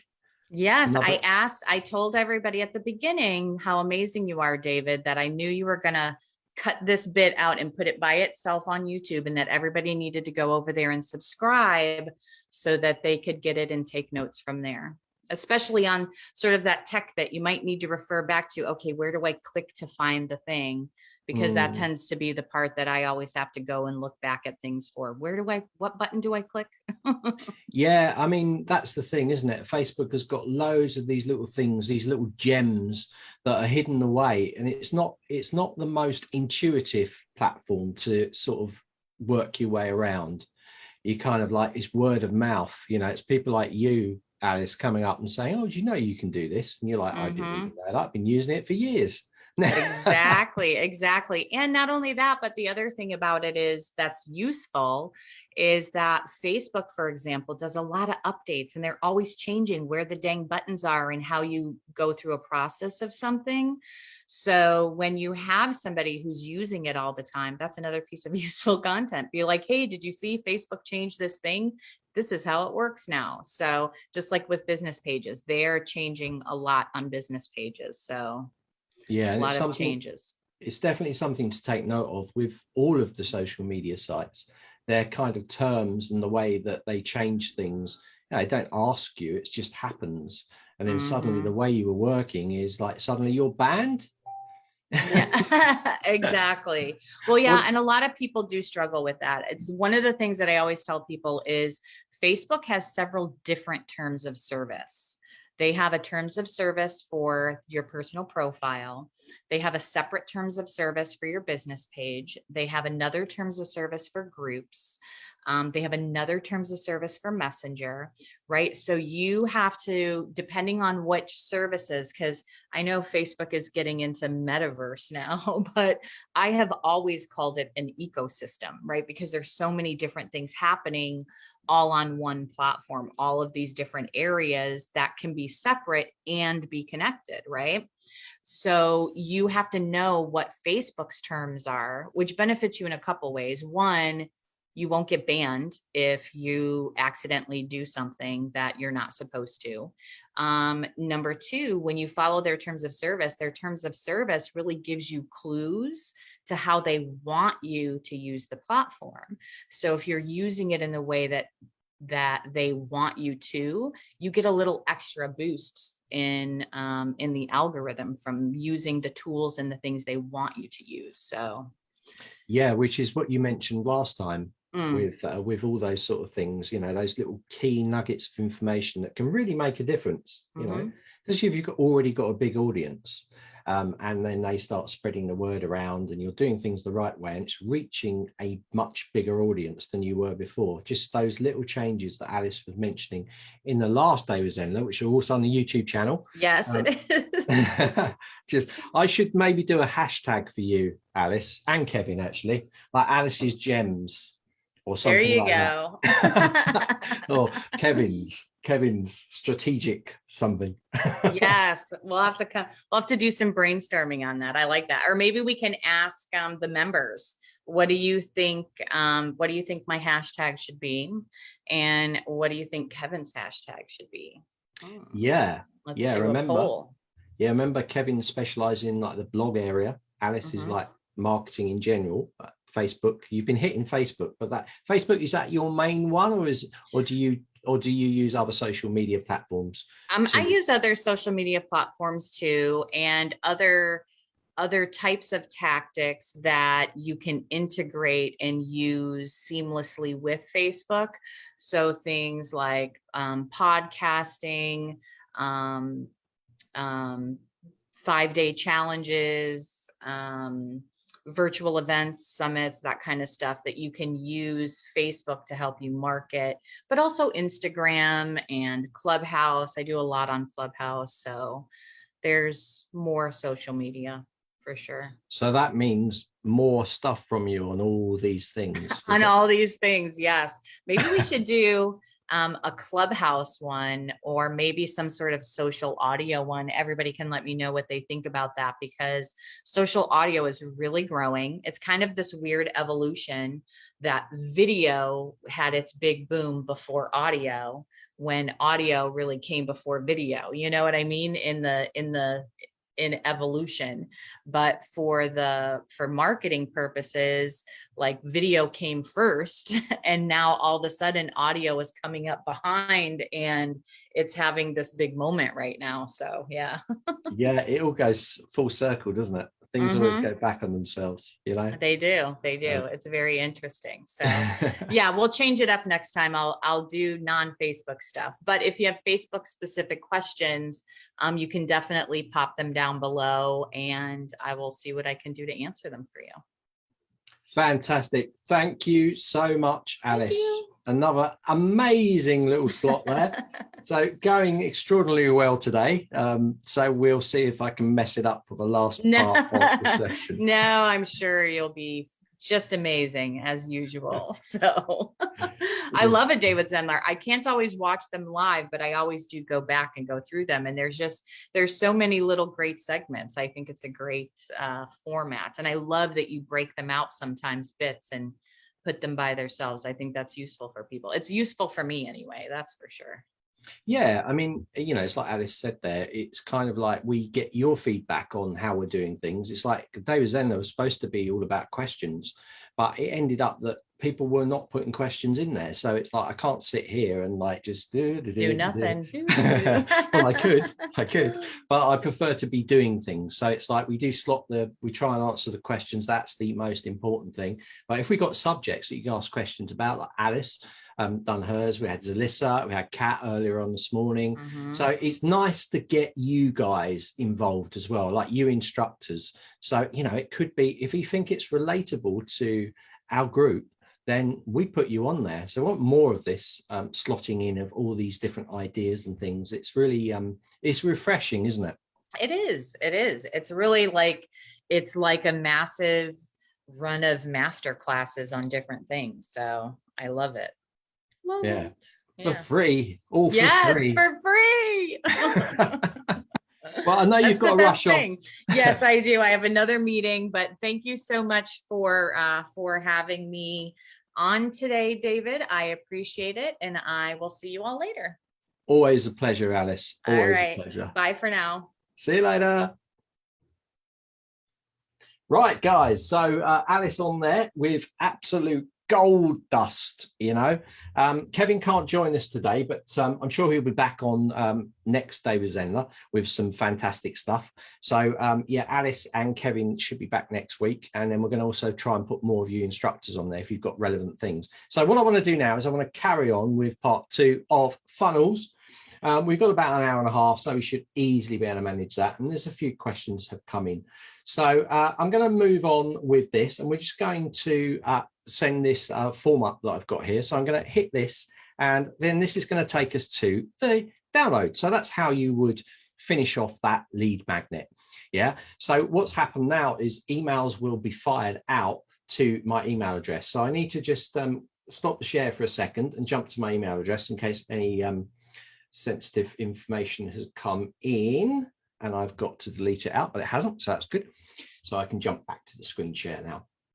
So let's go and have a look what I've received from Zenler. So there you go. That's that first automation breakdance. Dear David, that's a personalization. Thank you for registering. So this is what you've got. So you've got this bit of information that's gone out from that automation that we set up earlier. Now, of course, we've got another one set for a day's time, and then that automation will fly into my inbox as well. Notice inbox hasn't gone into my junk. And this is on Gmail. So this is how automations work. Once you set them up, you can set the days from when someone registers or when someone subscribes, more importantly, onto the funnel. Then you can set these sequences up to go. So if we were thinking a little bit more outside the box, what about if we could use automations to actually just fire out, or we could use funnels, but just the automation part to fire out emails from a form? So this was a question that was raised a while ago on the Facebook group, and it got me thinking, and it's the only reason that I did was thinking about if we could do that with funnels, and that was to actually set up some sort of funnel trigger automation. So FTA, I guess you could call it. That's a new one. So some sort of FTA, funnel trigger automation.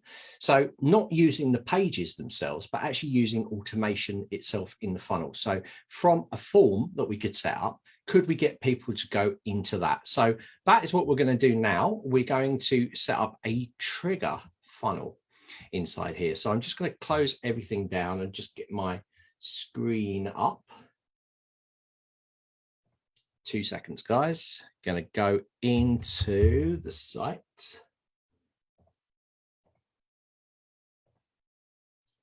And build this out.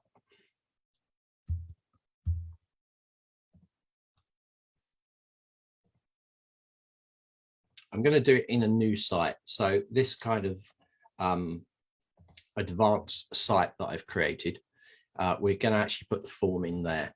So it's actually the breakdance site, which is going to be a sort of a showpiece of what is possible inside the Zenler platform. So, and I'll be doing probably a workshop on this, showing you how it's all been done.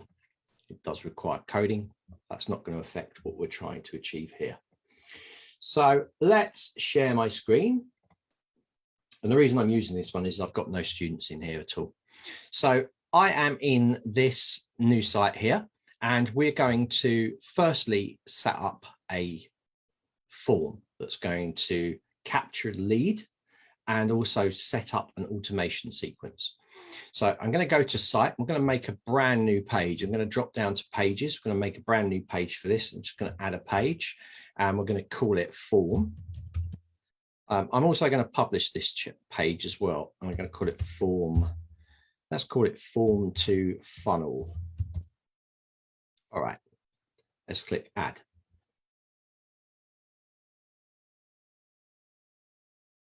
All right, so I'm going to create a simple inline form, and that is going to, when they submit it, they're going to be entered into a funnel where then the automations will kick in. So I'm going to create a form first, and then I'm going to leave the submit button, and we're going to come back to this to connect it all up. So I've got here an empty block, and you could go and grab a form from here if you went down to some of the elements and dropped a form in. But I'm going to go into add a row. I'm going to add a single row. I'm going to add an element in here, and I'm going to add a form. So I'm just going to go and click this form. So it's going to give me a simple form like this. If you want to know how to do inline forms, I've done videos on that. You can see that in the complete guide to Zenler, and just check inline forms on our YouTube channel and it will show you how it's done it. It's basically using rows. So you put the form block in each row. So for this simple form, we have enter your name in here. So if I check the settings across here, you're going to see that it just says enter your name. You're going to see input type first name. Now you can select different ones. So you can add more forms if you want more form fields, if you want to add more data. So if you wanted to capture things like the address, zip code, postcode, or even a custom type email address. If I click the gear icon here, you're going to see inside here, it ties up with the email. If I want to make a new form field, all I need to do is duplicate this form field, come into here, and I could put whatever I like and tie it up with the correct input type. So in this case, let's capture someone's phone number. So if I put phone in there, I would change this placeholder text to enter phone number, and that would be captured with the lead. So you can see there. You can also make it required as well. So it's forced field. So that's how you can add add another field in there. To add a custom field, you can just use the custom tag. So I'm going to delete that one out because I don't want the phone number. Just want make it as simple as possible, have the name and the email. I would definitely require this to be a required field, at least have the email so that it's a required field. So that brings us on to the submit button. Now, like I've said before, it's really easy to change the design style of your button. So you can just go down there and change it, change the colors and all that stuff, and also the settings. So I'm going to go join our funnel. I'm going to go, what shall I say? Register for more info, because it's going to send out an email sequence. So click save.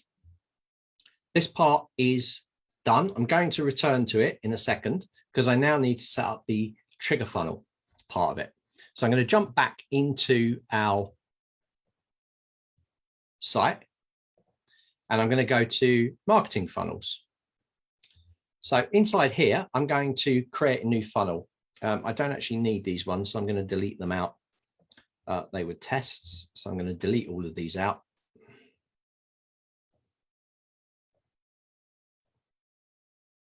Yep. And we got create a funnel. So I'm going to click create a funnel. I'm going to go into lead magnet, click next. We're going to call this trigger to form, or form to trigger. So no downloads, nothing in here at all, just named it there. No one sees this name. It's just for your identification. and we click next. And it's going to ask for a template, and we really don't care about the template. I'm just going to click finish. And the reason I don't care about the template is I'm using the automations. I'm not using anything else. So when it starts to set up my little page displays, I don't need any of these. Notice I'm deleting them out. No steps in there now. I purely want to use the automation. So I'm going to go into automation, and we're going to have the email sequence that we want to send out. So I'm going to go into edit here, and then we can write whatever we like in here. So I'm going to put day 1 content, just keep it short. And I'm going to select this top block. Don't need any of that. And if it's just for mail, remember you could put links in here if you wanted to download things, whatever content you want. It's purely sending out a sequence of emails. So your day 1 content is here. Okay, so that's all I'm going to put, just so that it shows nice and clearly. You can put whatever you like in there. And we'll go all the best. Okay, and then I'm going to click. Going to check here, make sure this is the right name as well. Let's call this break dance, and it's 0 from day, so it's going to send that out on that. Double check it, click save. I'm going to activate it. You can send a test to yourself down here, by the way, and you can also preview it, clicking the preview button. So that's what it's giving us. So remember, I could put links in there. I could link it to a page on my website. I could link it to a YouTube video, anywhere I wanted to. You just select it and then select the link in there. You can also add images in here as well. But I'm going to use this as the base to create the 5-day sequence. So I'm going to say to this, I don't want it. So I'm going to delete it out. And you're going to see why in a minute, because I'm going to clone it. So this just saves me a lot of time. I've got this mail set up. I'm now going to go and I'm going to click this to clone it. And it's going to say action name, access, select rule, email drip sequence, action name, and I'm going to call this day 2. Okay, clone. So let's go into that one. You can see it's the same content as day 1. So I'm going to put day 2 in there, day 2, and then you set your delay. So how many days after subscription.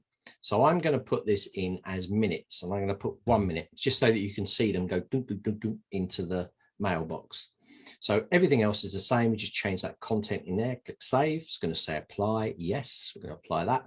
That's day 2 content. I'll just do 3 because you get the idea. So I go in here and I'm going to go day 3 and then click clone. That's going to set that one up. And this time I'm going to come in here and change this to day 3 content. Of course, you can put whatever you like in there. And I'm going to say this is 2 minutes after. So save that, and action is currently paused. Click yes, apply to existing leads. Yep. So I've got all these live, and this funnel is called trigger to form. Okay. So I'm now going to jump back to our form that we've got on our website, and I'm going to click save to this, make sure it's saved. And now I'm going to click in here and I'm going to click the gear icon. I'm going to come across to the settings, and we're going to go down to action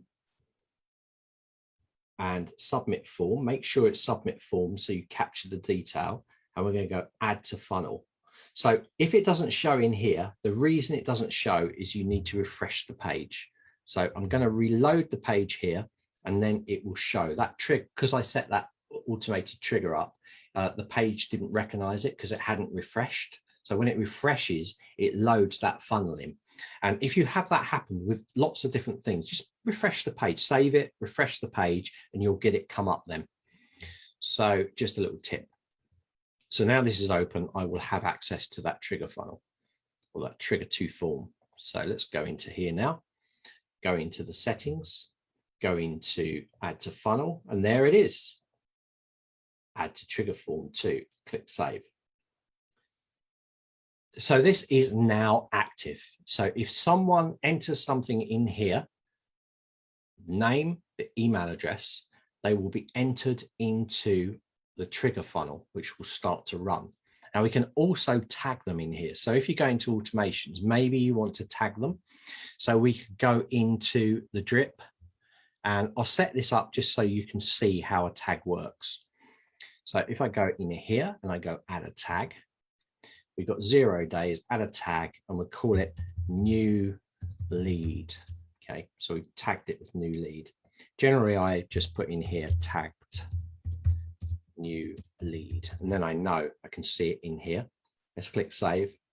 Yes, yes, and you can see it says it in there. So I've made it really clear. So this tag will be added as soon as they subscribe, and this mail will go out as soon as they subscribe. 1 minute later, day 2 will go out, and 2 minutes later, day 3 will go out. So normally you would set it per day, you know, but I've just set it minutes to speed the process up. So now let's check to see if it works. So remember, we've got no steps in our funnel. We're purely using the automation. So we're going to come in here, and I'm going to preview this funnel. So I'm going to go to here, and I'm going to go into incognito mode, and I'm going to test it. So let me just jump to incognito. Notice I haven't got the question mark preview at the end of it. This is the actual page here. So I'm going to enter an email. I'm going to enter my name in here. I'm going to call myself, let's call myself Alice. There we go. And then I'm going to enter an email address in here.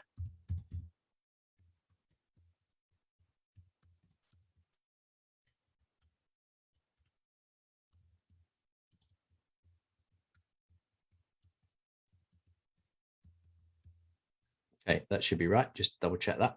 Okay, register for more info, click it, and it shows success down here. So I'm going to jump into my email account now, and we're going to see those emails fly in, all being well.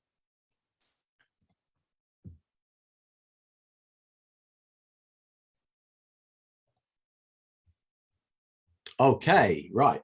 So I can share again. There we go. So day 1 content, you can see it's just popped in there. So that's triggered from that form. It's just sent that email out. Now, what I know will happen is in 1 minute's time, day 2 content will come in, and in 2 minutes time, day 3 will come into here. So this is how we can do it. And you're also going to see in the back end of it that it's actually got that user and it's tagged it with new lead. So I'm going to jump back into the site and show you that, and then I'll jump back into this, and by then a minute will have gone, so you'll see the next email will come in. All really easy, guys, to work with. So let me go into here, and let me go into leads now. So I'm going to just go to the dashboard as if I've left it for a few days, and I've gone into site. And then I go to, let's go into the marketing funnels. Notice 1 lead. Okay. Let's go into that, check the leads. We've got 1 lead, 5 visitors. Those visitors were me, by the way. Go into lead, and it's going to jump to the leads in the site, and you can see Alice. Notice the tag, new lead. So from that automations, the tag was added and it's sent out. So I go into the trigger again, go into the automations, you can see that that tag is in there, tagged with new lead, and the sequence is running. So if I jump back now to here, you're going to see after a minute's gone by, I've got day 2's worth of content. So I wait another minute, and I will have the 3rd email coming. There it is, it's coming now. So it's 3 minutes. And now I've got this day 3.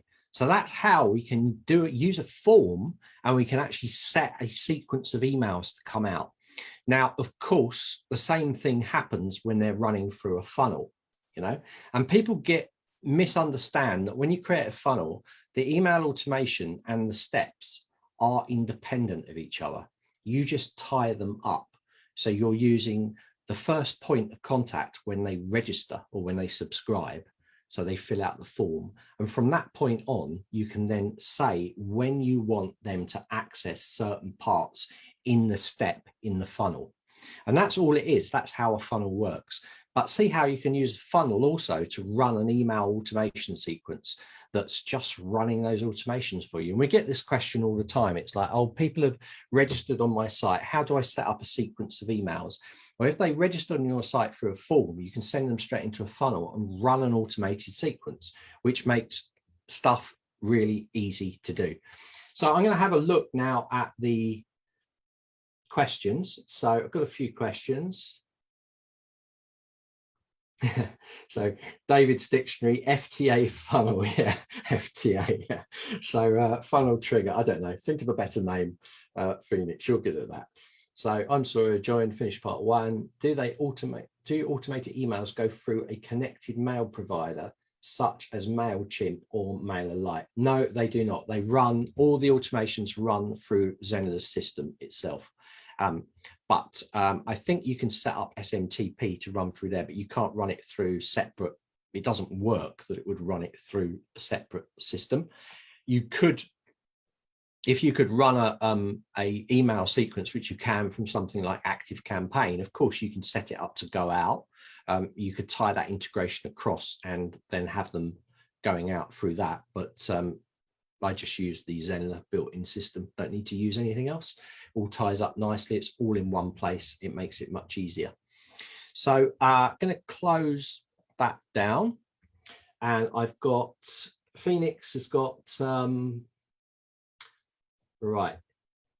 Now, in the way this is set up, these only need to go out the new Zenler. Yeah. So Phoenix has answered you there. Thank you, Phoenix. Legend. And Bryn, are you from New Zealand, Bryn?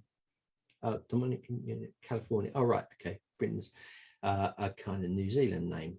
Sure. Right. Okay. So you want to know how to jump to incognito. Now, our recommended choice of browser is Chrome. So if you just go to these little 3 dots in the corner, you can go to a new incognito window. Sometimes they call it private windows and these sort of things. Pretty much all the browsers have them. I think Microsoft Edge, Internet Explorer, Firefox, pretty much all of them. I think even Safari has an incognito or private mode. And it basically, what this does is it doesn't cache anything. So it means when you're looking at it, you're not getting old copies of anything. So we always say go into incognito to test things out. Especially if you don't know how to clear your caches and things like that. It's just the easier way to say it to you guys. So you can go in there, put there, and you can see you're in incognito mode. When you're finished with it, you can just exit out. So incognito mode, testing, everything you're doing is just so important. We do have people post in the Facebook group like, oh, I'm having such a bad time because I've got like an hour and I'm running a live session and this doesn't work, or this doesn't work, and this doesn't work. And it's kind of like, because you need to go through and test them. Now, I think I had a question come in and it was someone that actually tested it live to make sure it was all working via Zoom. And that was something that was actually a legitimate thing. And I thought, you know, that's something that you have to really try and avoid. If you set up a live webinar or a live class and you want to test it, you'll have to do another one. So if I go into live here and go into live interactive webinar, and I have this live one reoccurring in here, but if it wasn't reoccurring, or if I ran it now, if I started this webinar, then it's as if you started. Even if you close Zoom, it's as if you started it. So when the time elapses for that, say you'd set it for half an hour, then you go back to it expecting to run that live, it will have expired. So when you're testing, you need to make sure that you're either making a copy of that live by going down to there and cloning it, and then checking it, setting it to an earlier time, going through the process and checking it, and then making sure it all works. And when it all works, then you can delete it out. When you finish testing it, you can delete it out, but you then got the original there. So this is something you need to bear in mind. I understand where the problem lied, because you didn't really know that you could, once you started it, you couldn't stop it, kind of thing. So once it connects with Zoom, it's kind of started as a session. So if you are checking your lives, just make sure you make a clone of it. So that's a really useful tip, guys, because I know it's caught a few people out. And that just sprung into my head while I was thinking about those sort of things with testing. So make sure you do. I didn't know my name was New Zealand name. I know it's a Welsh name. So Bryn, yeah, Bryn's Welsh as well. But I've got a few New Zealand friends that are, yeah, Bryns. So Bryn's Welsh as well. So John's going off on a new Zoom session. He was asking a question earlier. I'm going to get back to him on that. Oh, so Firefox is a private window. Yeah. Well, I'm not sure. I think it is. So quite a while since I've used Firefox, but you will see it in there. We do recommend, though, Bryn, that you use Chrome. Okay, Chrome is our preferred browser, especially when you're working in admin stuff. Right, it's really important that you use Chrome if you can. It's just that's the way it's set up in Chrome. It doesn't mean your site doesn't work in Firefox and all of the rest of them front end and actually viewing and taking the courses. But we prefer you to use Chrome because it works best with our system. People have had problems with things like Safari, I think, which is like a Mac browser. So be careful of that. Right. So any more questions? We got any more questions? My question was above, will we post? So Phoenix, what was your question? Oh, I think Phoenix had a question to do with affiliates. So I'm just trying to find it. So yeah, question. Phoenix likes these really complicated questions. I love her for it. So she says, can I add there? So she was talking about affiliates and affiliates going into your site. So remember, if you're using your affiliate, someone is using your affiliate link and they go in the site, it doesn't matter where they travel to, they're going to be under. If they buy a course, it's going to be under your affiliate. If your affiliate has got, if you set them up to buy all of the courses. If it's one course and someone goes and buys another course, then they won't get the commission. But if set up for all products, they will get it. So when they come in, how the system works is when an affiliate actually comes into the system, it records it. Initially, it will record the URL of the affiliate link. So if they go to another page, that URL will basically disappear. And you could be mistaken to think that, oh, the affiliate's not going to get a commission now. But it actually is saved in a cookie, which you can set how long that cookie lives for on the system. So it means every time they return to it, if you've got a cookie set for 30 days, then every time they return to your site, if they buy something, it's going to go through their commission if you set it up for commission on all of your products. All right, if you set it for 30 days and it gets to 31 days and they go on, then all of it will be yours. So a lot of people, if they're setting up affiliates, will set the cookie time up for 365, which is a year. So it will remain active for that long. Do bear in mind, though, that if the user that's going on decides to clear all their cache and everything else out, and then they go to your site, the affiliate will not get the commission. Now, that is the same for every affiliate system you can think of. So it's nothing new. It's just if they've cleared it and it's not on, the cookie's not on there anymore, then they will not get the percentage. But Phoenix has asked a question with, can we tie the affiliate link into, so I'm snail trailing back again. Where is it? I had it a second ago. Phoenix, have you put it down the bottom? No. Yeah, she's saying that, can I add their affiliate ID as a tag on email sequence plus a form? No, because it wouldn't know. You can't set a tag up. I know what you're trying to get at. You're trying to get at that if someone comes through it on the affiliate link, can you tag them to know that they've gone through a form or a funnel? But that would be kind of impossible, because the only way that it could do that, not impossible, but not possible with our system, because the only way it could do that would be to grab that affiliate URL when it came into that part of the system, and we don't grab the variable and put it in as a tag at this time. I understand where you're coming from on that. However, if they do run through your funnel, if they've gone through the affiliate ID and they've gone through the funnel sequence, and then they suddenly at the end of it, they bought the course that you've given them the affiliate discount for, then they will receive that discount. So if that makes any sense, and because that cookie is active for a set amount of time, then they will get that commission. So in affiliates, let me just click across to my affiliate program here.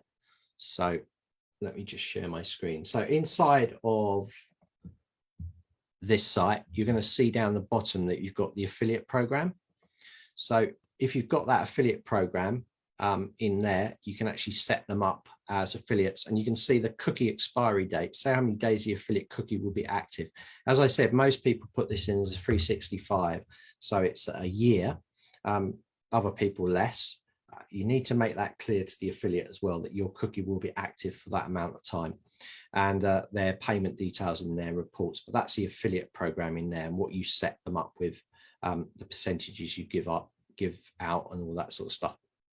So yeah, sorry, Phoenix, no, we don't do that, is the short answer. But I was trying to, while I'm talking, I'm always trying to think of a workaround. So yeah, no. Right, okay, so 5 o'clock now. So what I want to do next is I want to just take you through how you could set a PDF up on a funnel without having to put it in that freebie area. So I'm going to set a brand new funnel up. I'm going to run at it at top speed, and I'm not going to be changing any of the text or anything in there.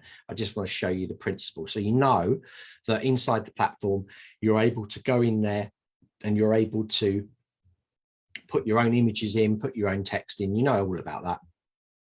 But I want to show you how to put like a PDF in there just as a PDF. And I also want to talk to you about best practices for lead magnets and why you should not put the freebie in on the thank you page. Okay, so let's create a new funnel now. I'm going to go in and share my screen. And we're going to go and create a new funnel. I'm going to create a lead magnet. I'm going to click next. I'm going to call this test. And then I'm going to click, and notice I have not added any freebie in here. So I'm going to click next, and I'm going to choose, let's choose a different one with like a pop-up or something. Let's choose this one here. All right, and click finish. So it's going to set my 2 pages up. It's going to set this up, and it's going to set the thank you page up. Now, if we preview the thank you page, there's going to be a button on there, which allows you to download the cheat sheet. Now, why I do not put the PDF on the thank you page. One very, very big thing. If you put the PDF on the thank you page, if someone registers with a fake email address, could be any email address you like, test@test.com, they can get access to your free download without it being an authentic lead. So the best way to do it, in my opinion, is to do it as an automation to send a link out with the PDF instead of putting it in there. So we're going to edit this, and I'm going to show you how to put that link in there straight on the page. So I'm going to leave this as it is because it's all good. You're going to notice you're going to sit here and we've got a pop-up coming up. So I'll jump into here just to show you how the pop-up has been set up. We go edit step. The button, all the button does is activate a pop-up that's been designed. So when this loads, I'll just take you through it. The rest is the same as before. It's just a form in a box, which you can set up easily yourself. And remember, with all these funnels, you can delete the content out and add your own. It's absolutely fine. So you'll see here, if I click this button and I go to the little gear icon, you're going to see under settings that we have action open pop-up. So action open pop-up is here. If I click this, you're going to see this pop-up pops up. And this is activated in here. Now you can go in here, you can change the text, you can delete bits out, you can add new elements in here as well if you want to. And of course you can add new fields in here and all of this stuff, all the great stuff that we saw before. So I'm going to click in here for the button and we're going to click settings. And under the settings, you're going to see that it says go to next step, which is the thank you page. In this case, at the moment, it's a thank you page where you can download the PDF. And that's where the problem is, that people can put a fake name, a fake email in there, and they can still get access to your valuable content. So it's always a good idea, I think, to put in here that you put the right, an authentic email address to get the freebie that will be emailed to you. So I generally put it in there as text so that people know. So now you know how kind of pop-ups work in there. I'm going to close that back down. I don't need to save that. And we're going to jump into the thank you page and make a couple of essential edits. So I'm going to open the editor and I'm going to delete out that button. And all we're going to say is thank you. An email will be sent with your link to the PDF. Could be a link to a zip file as well, or any other file that you've uploaded. So I'm going to go in here and I'm going to simply delete this out. Thank you for your request. Requesting the cheat sheet. You will receive this in an email now. Okay, so that's all I've put. And let's delete that out. Okay, click save. Okay, so we're going to set the link up now to the PDF. So I'm going to jump back to here and I don't want to lose this funnel page. I've finished with the editor now, so I can close that off. Just make sure it's saved. Let's close that page. I want to open a new tab, but I don't want to lose access to this page. A little pro tip: if you want to change tabs, but you want to keep this tab open, go over something like Site, right-hand click and go Open Link in New Tab. That way, you're not going to lose that page. Otherwise, you'll have to click here and then you have to jump back. So what we're going to do now is we're going to go into the media library and we're going to grab a link. So up here, you can click Upload and you can upload your own PDF into there. And all you need to make sure, because these guys are not registered, is that the actual PDF is open for all users. So I haven't actually got any PDFs. Let me try and find one. Oh, there's one. I'll just grab that certificate and click open. Okay, there it is. So I'm going to open that. So it could be whatever you want to upload. So once it goes into the system, you can see it's here. I need to just make one change. I need to come into share file and I need to make sure that it's downloadable for anyone, because remember, they're not logged in. They're registered through a funnel as a lead, not a student. So anyone with a link can download. I've changed it. And I'm going to now copy this link and I'm going to click done. Back to here and into our automation. So I'm going to go into our automations now and we're going to send this out. So I'm going to go edit. You can set up as many email sequences as you want. I don't want any of these, so I'm going to delete these out. I'm just going to send the PDF out. So I'm going to go in here. Free link to PDF. And then I'm going to grab this content, delete it all out.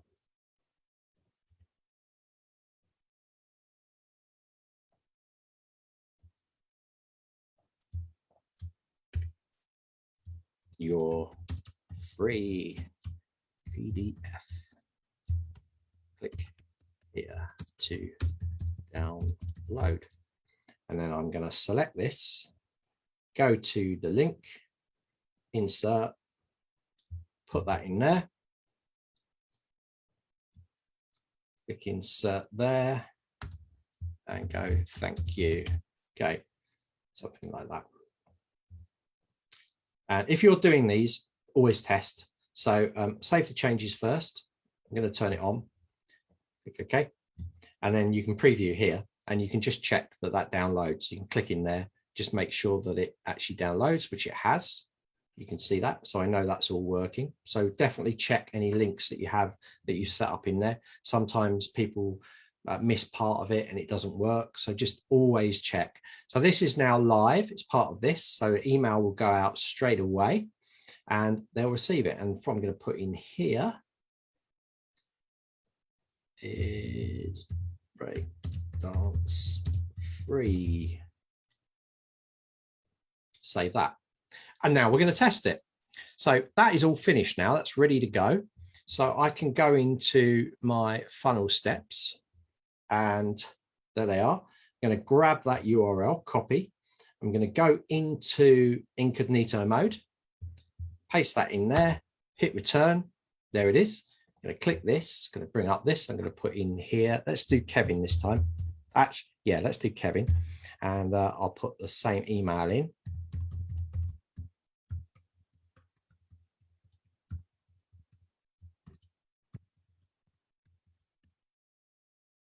And click grab this insane deal. So there we go. You will receive this in an email. So this stops them from putting a fake email in. So if I go back one, I'll just prove this to you. If I click in here and I go fake, and I go fake at zenler.com, okay?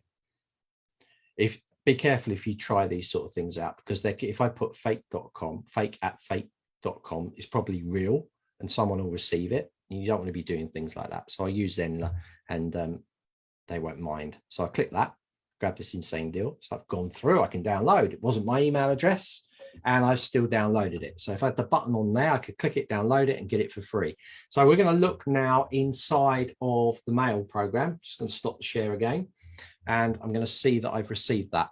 So I have no other emails have come in, which is good. Let's click there. So this is it, free link to PDF. So now I can click here and I have a link to the PDF. So when I click it, it downloads it. See, it's downloaded there. So that's how you can do it and avoid that fake email thing. It does happen a lot. I see this all the time, and also avoid things like URLs like thank you page, because people try them. You know, I do.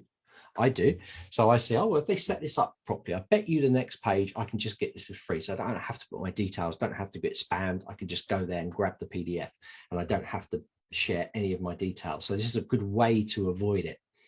Need to go. Thank you for your great session. Phoenix, you're welcome. Right, so Phoenix is also saying, yes, you can filter on tags. Yep, you can filter on tags. You can also set this up in MailerLite and MailChimp. It's a bit more involved, yeah, so you can do. So she's been happily answering questions. Fantastic, thank you, Phoenix. So you can see there, that's a really good way to make sure that you're getting validated email addresses. You know, people are not going to, even if someone tries it to see if it's fake, they'll then go back and put the proper email address in. So you can avoid, and also it's like if people type it wrong, if they typing their email address wrong and they don't receive it, they'll be like, oh, I'll try it again, and they type it right the first time. So it can avoid these issues as well. Now, what has happened in the back end while we've been doing all this stuff is, let me just close this down and have a look at our leads. So if I go into my leads here, you're now going to see the leads that have come in. See, that fake Zenler's still gone in there, but if I'd have tagged them, I would know that they haven't received it. So I haven't received it, but it's gone in there as fake.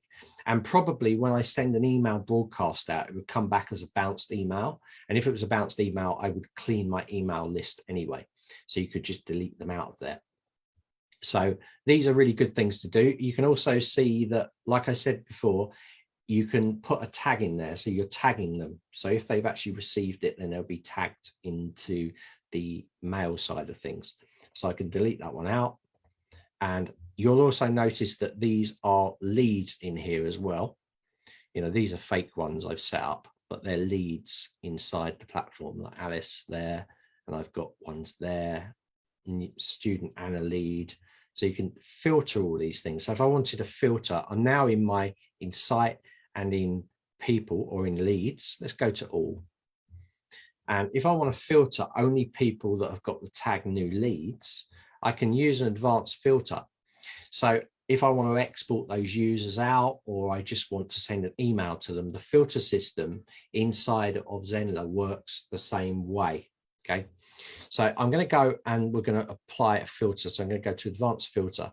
We're going to go add filter, and you can say what type. So you can go, these are the options, and there's a lot of them. So you can filter people on join date by their role, by their address contains a certain string, city contains, state contains, zip code, phone contains for country codes and things, user tag contains, which is the one we want, enrolled in a course, enrolled in a plan, not enrolled in a course, subscribed to a funnel, not subscribed to a funnel, completed a course, not completed a course, not in any list, country is, EU consent. Look at them, they just go on and on and on. So we've given you tons of different ways of filtering. Now you could use a filter within a filter. So if I had tag 1, tag 2, okay, I could filter, and then I had a load of other people. I could filter that on tag 1 and 2. And then I could say, right, I only want people that have got tag 2. So I could then filter it on 2. So you can put filters within filters as well. So in this case, I want to say user contains, and I'm going to put, of course, new lead. So I come in here, user tag contains, click here. It will give you a list of all the tags that you've put into your site. So you can simply click it. And when you click apply filter, all of these will disappear apart from the one with the tag. Click apply. There we go. This works exactly the same way when you do your email broadcasts. So when you're setting up your email broadcasts, you can come in here and create a new list. And you can come in here and you can say all contacts. And then you can say, right, I want to apply a filter. So I come down to filter, add a filter group, then add a filter, go tag contains, same as before, tag contains, select the tag in here, new lead, and then click save. It's gone from 6 to 1 because it's just filtered out that. So realize that you could filter multiple tags. So if I had another tag in here, say like new lead 2, I could add another filter inside here. So you can edit the filters. I could also add another filter. So I could filter, you can lay these filters on top of each other to really target down exactly who you want to send, in this case, an email broadcast out to. So really powerful filters. There's also advanced filterings as well that you can apply in things like funnels. So if I jump quickly into the funnel, if you wanted to set automations to work under filters, we can do that. So if you come into here and go into edit, I could come down the bottom here and you've got these advanced filters. So you can add a filter group. So if I have a lot of people come in, maybe I've got people that have come into live workshops, and then I've also got people that have just come in on a funnel and they've got a tag. I could then, if people were coming through this, it wouldn't send the automations out to people based on the filters. So if they came through it and I didn't want any of the live people to get the email, I just put user contained not, and then it wouldn't send it out to them, but it would send it out to the rest. So you can see how powerful this is, and it works in the same way. So again, you set up a filter group, you come down to add a filter, and then you can lay these filters on top of each other. So in this case, I can come down to user tag contains, and then I could select that. So people coming through this will only receive this email here if it meets these requirements. So if that user comes in and has the tag new lead, they will get the email. So imagine you could set another email to go out saying anyone that hasn't got the tag new lead or user tag does not contain, which I've got here, then send this email out. So now you've got 2 different emails going out to the system based on if they've been tagged coming into the site, if they've been on other courses that you've tagged them into. You might not want them to receive things, or you might want them to receive something different. So it can get very mind-bending because it's a bit like a tree. You can go off in different routes, you know. So what I advise with this sort of thing is planning. So plan what you want to achieve, plan how you're tagging these people, where they're coming in from, and how you want the mails to work to them. So you can use lots of like graphing tools to graph out how you want the flow to flow. Or you can get a scrap. What I do is a scrap of paper. I write it down and I kind of draw little arrows going to certain things, and then I can have it on the side of my desk and I can work out exactly how it's going to work out.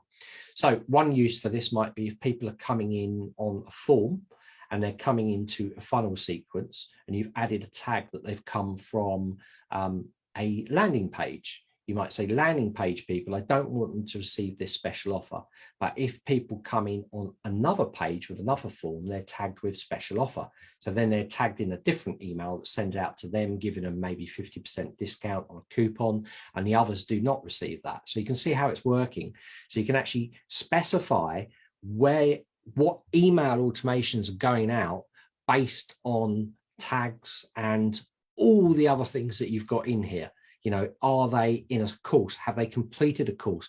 Are they enrolled via a certain plan? So you can set up all these sequences of hundreds of emails if you want to, firing out on different situations. And of course, you can also add multiple advanced filters inside of these as well. And this inside of marketing funnels and of email broadcast works exactly the same way for any lives that you set up as well. So when you go into your lives, you've also got the ability to go and change automated filters inside of there if you go under automations there. So you can come into here, go into edit, and you're going to notice right down the bottom, the same as everywhere else, we've got these filters built in there. So think how powerful it is. Now, do I ever use these filters and do these kind of crazy things? On occasion, but not often. So, but it depends. It depends on how you want to use the system. We've given you that ability to be able to do it. We've also tried to keep it all in the same area. So you know that if you're going into email broadcast, if you're going into courses, marketing funnels, you know, if you're going into lives, you're always going to have this automation tag.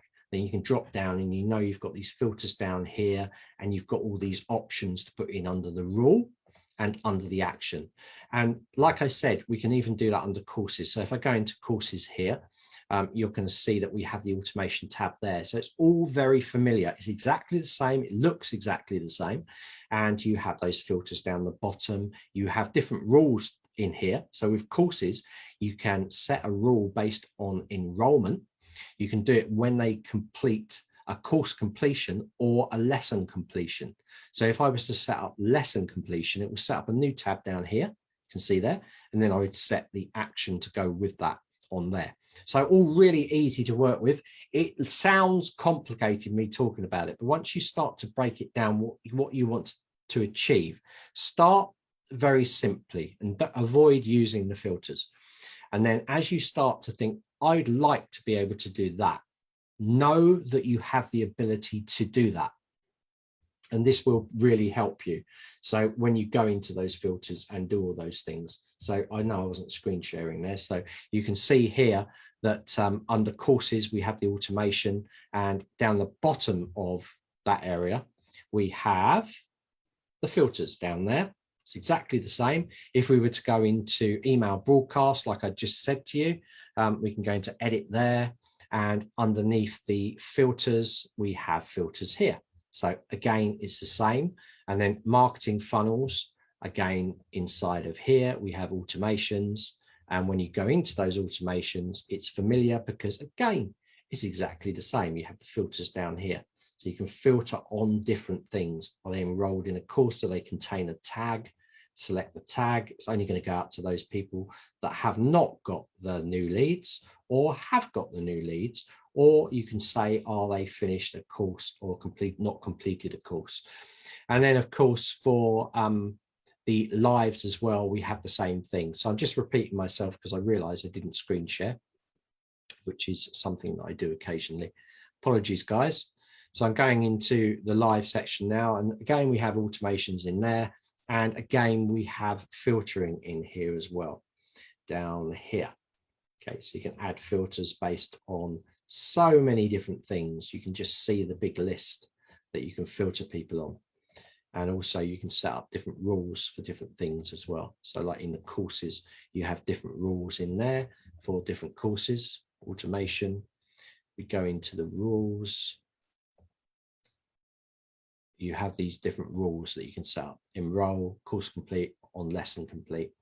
So that's quite a lot to take in there. I would advise you, if you're interested in like emailing and funnel setup, to actually go to our tutorial site. So back to the famous tutorial site, because it does contain all the workshops we've done. So you guys that do not want to wait for me to do another workshop, you have that already in our courses. So if I go into our tutorial site, I'm going to show you quickly where that is. That's tutorials.newzenler.com.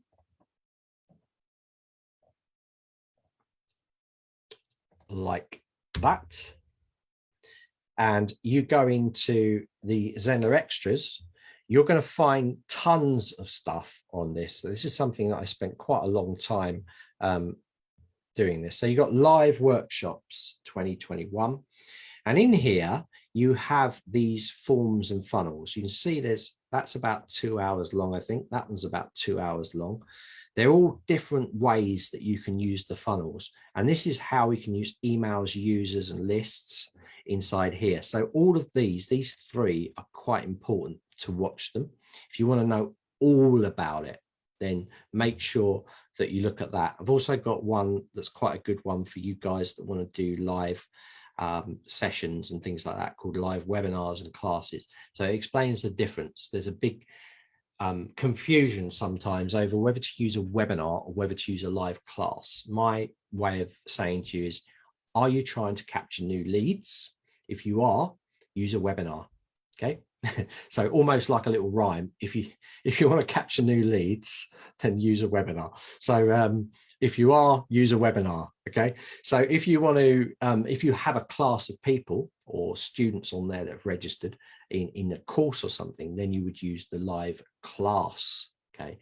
And that restricts people to just be using that class for the lives. So the difference is, are you trying to capture leads? Use a webinar. If you've already got your people together, use a live class.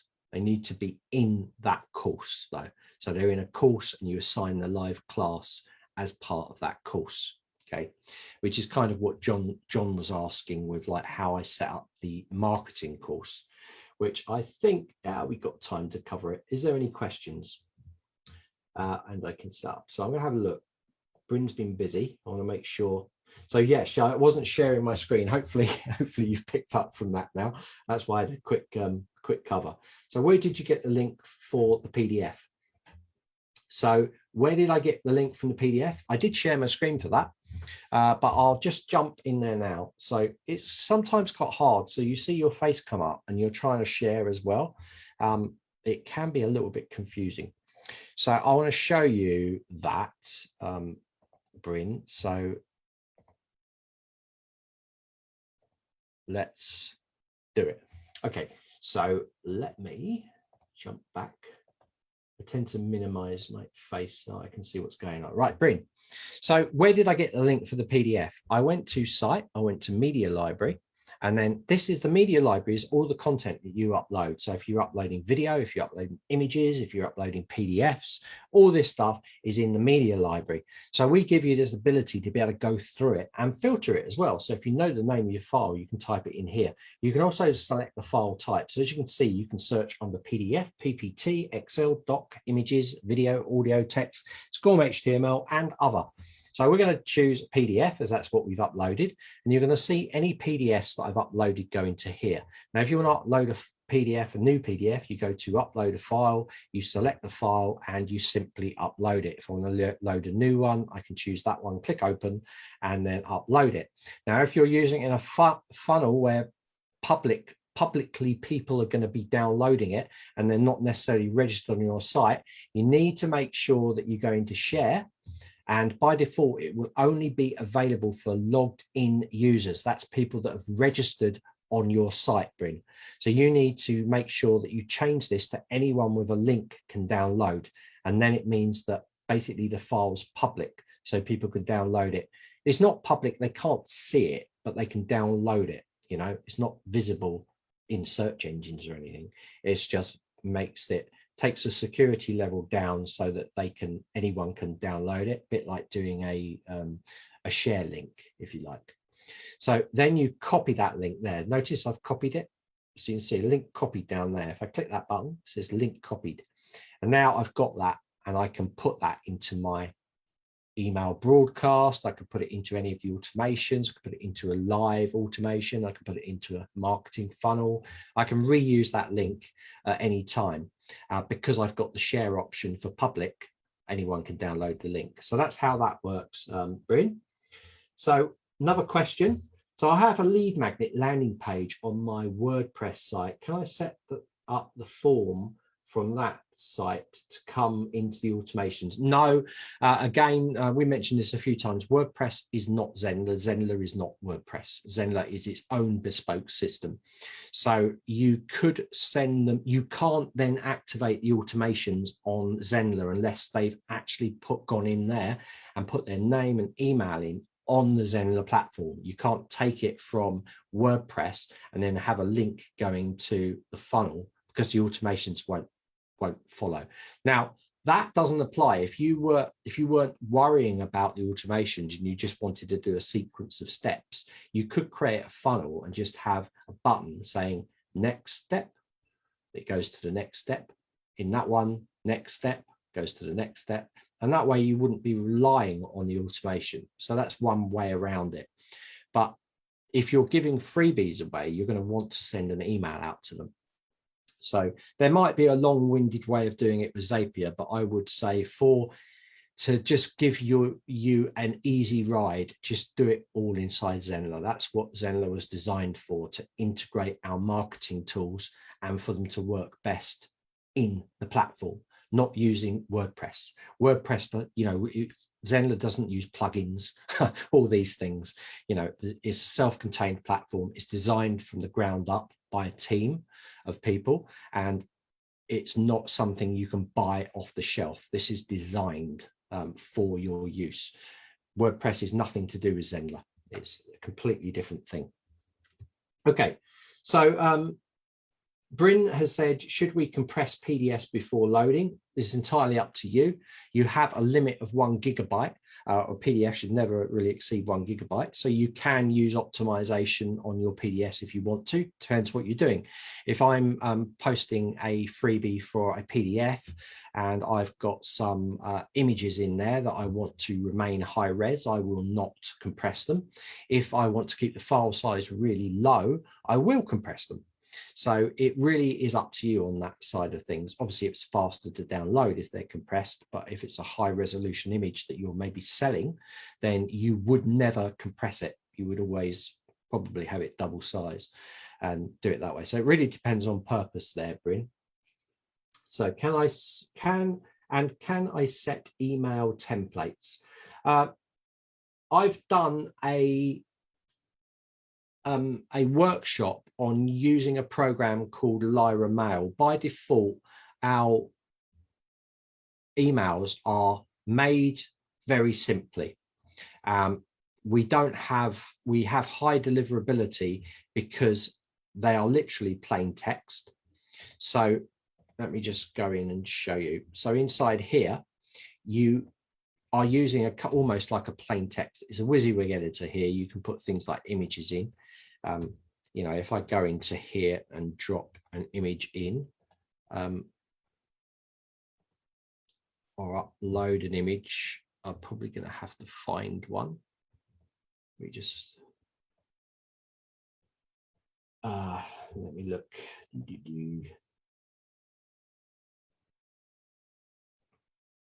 I've got some Zenler logos here. These might be oversized, by the way, but I can choose an image from my desktop and click that, and you can drop. That's massive. So you'd obviously resize this down. You wouldn't do what I'm doing now. You'd actually have it the right size. So you can drop images in there and use, whatever text you want in here. And you could go and make certain parts of this bold, but it's a very basic editor inside here. And you can, of course, drop in the custom fields, personalization fields in here as well, like their email, unsubscribe links, these sort of things.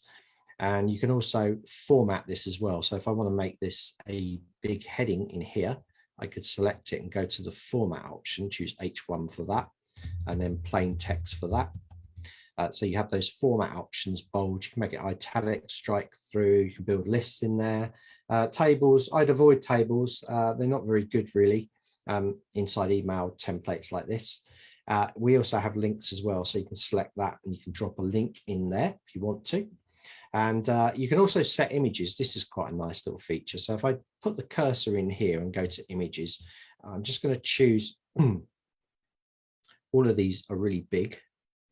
Let me grab this little GIF. There he is. So I have a little animated GIF there. And if I bring this down, this is a cool little feature. If I click on top and go edit, I can actually go position and then right or left or center. And when I click save, you're going to see that it will actually go sideways. So I can go in there and put a load of text and it will flow around the image. That kind of thing, if you know what I mean.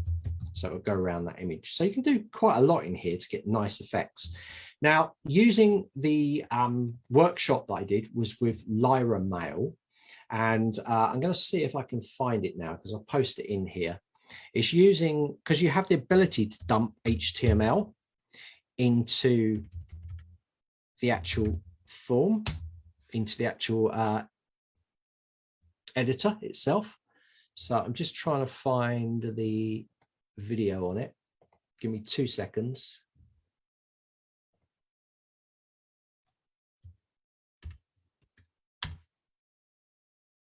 YouTube. Where am I going? There we go. So I'm going to type in here. I think it's on our YouTube. Oops, Karen. Let me type Lyra.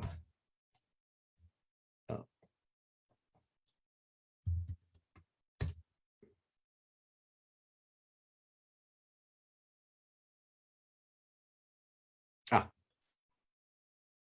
Okay, good. Let me go to here. And in our YouTube channel, youtube.com/Zenler, you can see if I type email and search, we have a lot of videos. So we have things like email automation, customizing system emails. We also have emails and how and where they go. I'm trying to find the Lyra Mail one. We have email and deliverability. This is a good one to go through as well. But I think the Lyra Mail one is actually in tutorials.newzenler. If you go into the complete guide to Zenler, so go into the NZ Masterclass bundle, go to the Learn Zenler zone, go into the complete guide to Zenler. In the search, just type in email or email templates, and you'll get the video come up that features using a program called Lyra Mail. Now, Lyra Mail allows you to actually create, it's an online editor. So you can lay out your lovely email template. You can then copy that code and you can use the HTML inside of the email broadcast. And in fact, anywhere else that you have this ability. See this? You can open this up. You take the code from Lyra Mail and you paste it in here, and it basically uses HTML. So it will put a load of code in there, and then it will actually display it as, so I'm just putting a quick bit of HTML in here, and you click that and then you see it will appear as a lovely email in there. So we give you the ability to put your own custom HTML in there, but it is kept simple for better deliverability. The problem is the more that people start using email templates and adding tons of images, the lower your rating will go, and it's more likely to go into the junk or to the spam folder. So we keep it simple like that. So hopefully that's answered your question, Bryn. You haven't come back, so I'm not sure you're still here.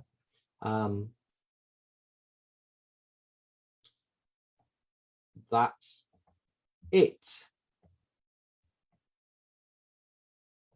All right, guys, so covered quite a lot there. I'm sorry you went so fast. Where did you get the link for the PDF? Yeah, I do. Well, you have the ability to just scroll to the end and you can just slow it all down. Like I said, go to the NZ Masterclass bundle, go into Zenler Extras, go into those workshops. Those workshops were live with people. They were asking questions. So some nice questions come up. They're purely on the subject at hand. So we're not jumping around like crazy March hare. And all the workshops that we run, we normally go at a much slower rate because we can, because we're spending just working on one thing. Okay. So workshops are a good chance for us to slow down, ask questions as we work through things. And that's what's going to happen on Sunday.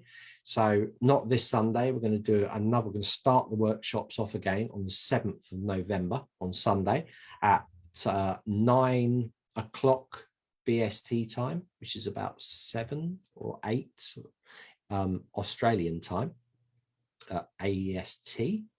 So they'll all be run from there. So I've got a new comment coming in. Thank you so much for the helpful info. No problem, Bryn. Hopefully I've answered your question. I know I do. This is what I was saying. Do you remember earlier when Kat was on, was talking about what happens sometimes? Sometimes I get so excited about things. I jump around and I start going really fast. I need to slow myself down. But I'm also, when we're running these lives, I'm also very conscious of time that we have and to make things fit so that we can still do our presentations and things. It's all part of the learning process. You know, to slow down a bit is a good thing. So I try to slow it all down for the workshops and try not to start a rate of knots sort of thing. I do try and explain it in a way that makes it clear for you, because there's a lot of technical talk with, especially things like marketing, where people get into these techno jargon words, almost to try to confuse you, to make things seem more complicated than they actually are. But everything in life can be broken down. You know, everything you do can be broken down into simple steps, and you put those steps together, and then you've got something that's quite complicated that actually becomes quite easy to do. And that's my thinking for everything that I do when I'm teaching online. I try and break it down and try to remember when I was there, you know, when I was right at the beginning of my career and doing these things. Reading wasn't like now. I mean, it's brilliant. You can just Google stuff. When I was beginning, I was just reading book after book after book, experimentation, trying things out, getting frustrated, having no one to talk to. Now we've got this whole world. You know, you're talking to someone in the southwest in the UK, right at the end tip, and you know, wasn't possible before to do that. I'm talking to people in Australia. You know, we had an Australian on today, you know, Americans on today. We've got people from all over the world, and it's such a good time to be a course creator. If you think back to what it was, it gives you so many opportunities to try things out. You know, with Zenler, if you're on the Pro or Premium plan, you know, with Pro plan, you get 3 sites. So that allows you to go and try something out, you know. Maybe you decide that, you know, people really like the food I cook. So I might, as a sideline project, I might do a little food course and put it on there and see how I get on. You know, you can do that because you've got access to free sites with the Pro, and it means that you can try these things out and it's not costing you a penny more, you know. And it might be something that just goes out the window, you know, people are buying it, and your main job might be like, well, actually this is making more money. So a great time to be a course creator, especially with Zenler, because we give you those 3 sites where you'd have to pay 3 or 10 times with the premium plan. So where am I located, Bryn? I am in the southwest. I'm in Cornwall, and I'm right not that far, probably about 30 minutes from Land's End, which is the most westerly point of the UK. So right at the very end, it's in a beautiful place. It's like a surfing. Cornwall is all about surfing.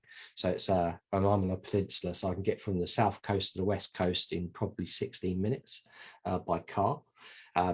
A bit longer paddling because I'd have to paddle around Land's End. I don't think I want to do that. Yeah. So there we go, guys. I know it's 1:45. If we've got any more questions, it's great to get. So Bryn is it's great to get some fast overviews here on the live. How often are these lives? Good question. Right, Bryn. Yeah, because I think it's the first time I've seen you on the lives. So it's really good. And you're asking a lot of questions. So we love questions at Zenler. It gives us a chance to sort of show you quickly live to get you where you need to go. So we run a day with Zenler. We run it at the last Friday of every month. Okay. And it runs from 9 BST time till 12 BST time. Then we run a second session at 3 until 6. It's 5:45. If there's no questions, I stop. So you're brand new to the platform. So Bryn, you want to jump on those live workshops, definitely go to the tutorial site. Okay.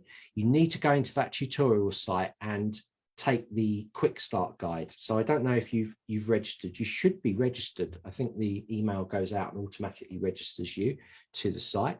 So I'm just going to flip the site up just in case you missed it. And let me go and flick it up again here. Yeah, you absolutely must go to tutorials.newzenler.com. Oh, you started it already. So you're in it. That's good. And then that'll get you the foundations. So once you've got the foundation, so you'll learn the basics of building a site and putting the site together, and then you'll sort of build a basic course. So then after that, have a think about what you want to do. You know, what are you doing? Are you going to run a membership site? Are you going to run a multi-course site? You know, have a think about what you're doing and then cherry pick from the complete guide to Zenler. That will really help you out. And also, if you're not a design sort of guru, you can go into the Zenler extras, and these are kind of self-contained little chunky courses that you can take. So you can go in things like the branding and design course, and this will give you ideas on branding and best practices for keeping things consistent through your site. It's not a very big course. These are quite short, but we've got Ian Hamilton. He's a branding expert, and he guides you through. That was all a live workshop we ran, and he's in there giving you some really good information about branding and what's involved. And then there's also bits from me in here. I lack creative and design skills, and tips and planning, Zen mantra, you know, thoughts, rebranding, these sort of things. Really easy to pick up. Also, another course that will be good for you will be, if you want to steal some of the blocks, you know, to get you started, it's absolutely fine. Go into the theme pack and download some of these little themes. You can take these individual blocks, you can put them in your site, you can change the images and the colors, and you can just make them your own. So we've included these blocks in here. We've got troubleshooting if you have any problems, and we've even got certificates. So you've got new certificates that you can use in the course. Check session 1 out if you haven't seen it, because I talk about how to do a certificate and how to actually load them on. So that'll really help you as well, Bryn. But we love supporting people. So if you ever have any questions or anything, then post on the Facebook group or join some of our live workshops. Remember, on our Facebook channel, we have events and announcements. So just make sure that you're going to, and you are in the Facebook group, but make sure that you're having a look occasionally at things like the announcement tab here. This is one place we put any announcements that are going on. So you can see there's a new feature. We bring out lots of new features. You can see that there's information on certificates and any events that we've got coming on, like the Day with Zenler. You can see down here under more, that's John. Let's click in there, go to events, and inside events here, you can see we've got our sessions that are running today, and you can see that the start of our new session is running a Zenler Platform overview, and we're going to build on creating a full site, a full course. We're going to talk about membership sites. We're going to talk about after we've done all that thing, how we launch and how we can create marketing funnels, how we can set up email sequences, how we can market. We're going to be covering all these things. So now could not be a better time to join if you want to join live and have a chat about these things. So Bryn, it's going to be really good for you. So do you know the time difference from East Coast USA? No, sorry, but you can go to, like, you can Google times of the world and just put those times in there. And if we are running from, what I suggest is you register, because then you get an email sent out with the replay link. Now, the replays always go on our YouTube channel. That's youtube.com/C/Zenler. They always go onto the YouTube channel, but sometimes it can be like maybe 3 or 4 days after, whereas the replay will go up the next day. So if you join any of the lives, even if it's not in your time, you can always ask a question afterwards. If you put it in the video on our YouTube channel, if you comment on there when it goes up, you can ask that question, or you can put it on the group. I saw this live and I had some questions on, and you can then tell us that. So last thing I want to do is I want to share a link, because this is like a feedback for us. And I didn't do it this morning. And we're running a kind of little survey on what you kind of think, how we could do things better, how, you know, we want to get a bit more data from you about what sort of level you are as a user and find out a little bit more information. So Bryn, it's, you know, this is a great time for you. We've been accelerating all the time with our support, and we're moving into sort of what is now really the sort of third stage of our sort of dreams of the way that the support system's working. So it's going to be a point where we're just upscaling from that point on, and there's lots of exciting things to come along as well. If you'd have joined us like a year and a half ago, then a lot of this stuff wasn't there, and it's all been put in by all of us guys at Zenler, because we realized we really wanted to up our game as far as support was concerned, putting lots of lives on, always being there for you. And, you know, we already have an amazing Facebook group, as you can probably tell, Bryn, and everybody helps each other, which is just the perfect way to move forwards. So you guys help us by helping each other, and we try and fill in the gaps, and always are open to everything that you are saying to us. So if you say that there's a problem or you want a new feature, we are running lots of major updates, but when we get all those stabilized, then all little features come out all the time. So we're trying to get these big things done. Like next thing that's going to be coming out is going to, and I know Rakesh has mentioned this, so he won't mind me saying it, but it's going to be paid lives. So you're going to be able to charge for lives. So this is absolute game changer for you therapists, dog trainers, you know, fitness instructors, want to do one-to-one lives and charge for them. This is how it's going to go. You're going to be able to put those lives. I haven't seen it in full effect yet, but we're working towards also putting those lives into lessons as well.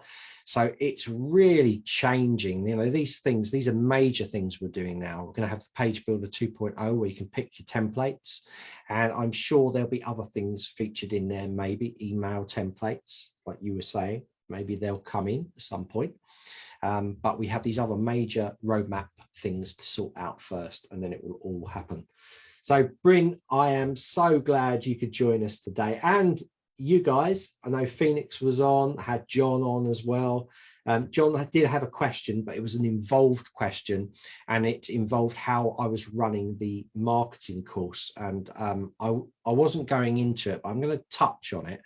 So I ran a marketing course, and I'm going to just jump into the videos for it so I can sort of show you. It was a private marketing course, and now it is actually part of the Zenler Masterclass bundle. And he was talking about this Zenler marketing course, basics course here, and how it had been set up. Because when I ran this, I ran it as a private session, and of course it was live.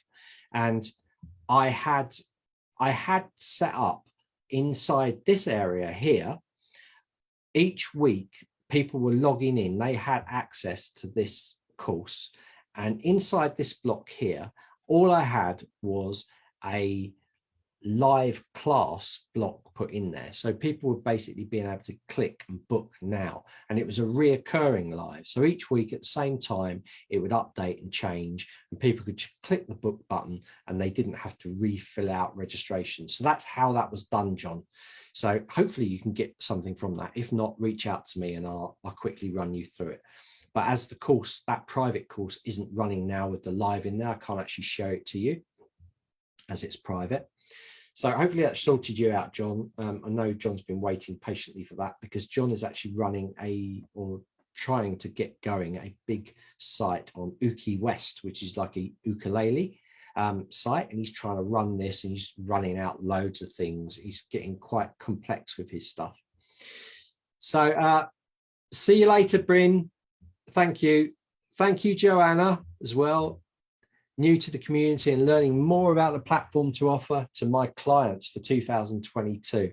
Yeah, so Joanne, like, you know, the tutorial site, you can run through all that stuff. there's always something new. So if you've got clients in, you can just show them the basics. And then each week you could maybe get hold of those clients and say, oh, did you know also you can do this in New Zenler? Can you do that? You can do that in New Zenler, you know, every week. If you want to work it out, just have a look at our YouTube channel and look all the little tips that we give, like hundreds of tips. So you could lock people in by saying, if you sign up, I'll do a new tip for you every week. You'll get a new tip on how to use the platform, and you can look at our videos, just duplicate it yourself, put it on there and say, there you go. So you can generate leads by using that. So if you're working on being a partner. Yeah, so that's really good. Yeah, so yeah, we've got all that stuff in there. We don't mind, like our content in there, like our certificates, all those things. If you want to download those and then reuse them, it's absolutely fine. We don't care. It's kind of like, if it gets people out, because they are Zenler specific templates, then people with the Zenler platform are going to use them. You're not sharing them with people randomly, but you can use that. Now, also a big note for you is we have the Zenler media library as well. So if you are a partner, you're trying to be a partner of the platform, do make sure that you go to tutorials.newzenler, and you're going to see inside there, I'm just jumping to it now, just to make sure. Oh, the media library's not up there. Where is it? Let me have a look. Right, okay. There it is. So if you're not logged in, you can log in to tutorials.newzenler.com and you can come across to what's called the PR media. Now in here, it goes to a Google Drive, and we've given you lots of different types of media that you can use for promotion. So definitely tap into that, because that will really help you if you're trying to become a partner. Okay, so definitely a good one to jump into. So that's Joanna.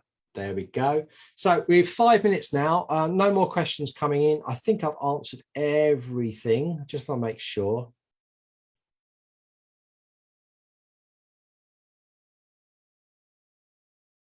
Right. So Bryn's saying, sounds like I'm going to have to rebuild from the ground up. Yeah, Bryn, I mean, if you take part or you watch the replays, or even those replays in the live workshop in tutorials.newzenler.com, you'll see how quick you can build this stuff. If you've already got the content and you've got it on a WordPress site and you're taking it across to Zenler, it's really, really quick. Okay, the time will come in when you're fine tuning things and making it look perfect. Now, if you're not at the stage and you haven't got it all across to Zenler, then what I suggest, and this would be a good one, is that you bring all the content across onto the Zenler platform and style it roughly, and then you attend one of our live builds. And I'll take you through, I'll style one of your pages up, and you can apply that style throughout your site. It will save you a lot of time. So we do have live builds. It's where I help people out. I need to run some more. I'm going to start next week again.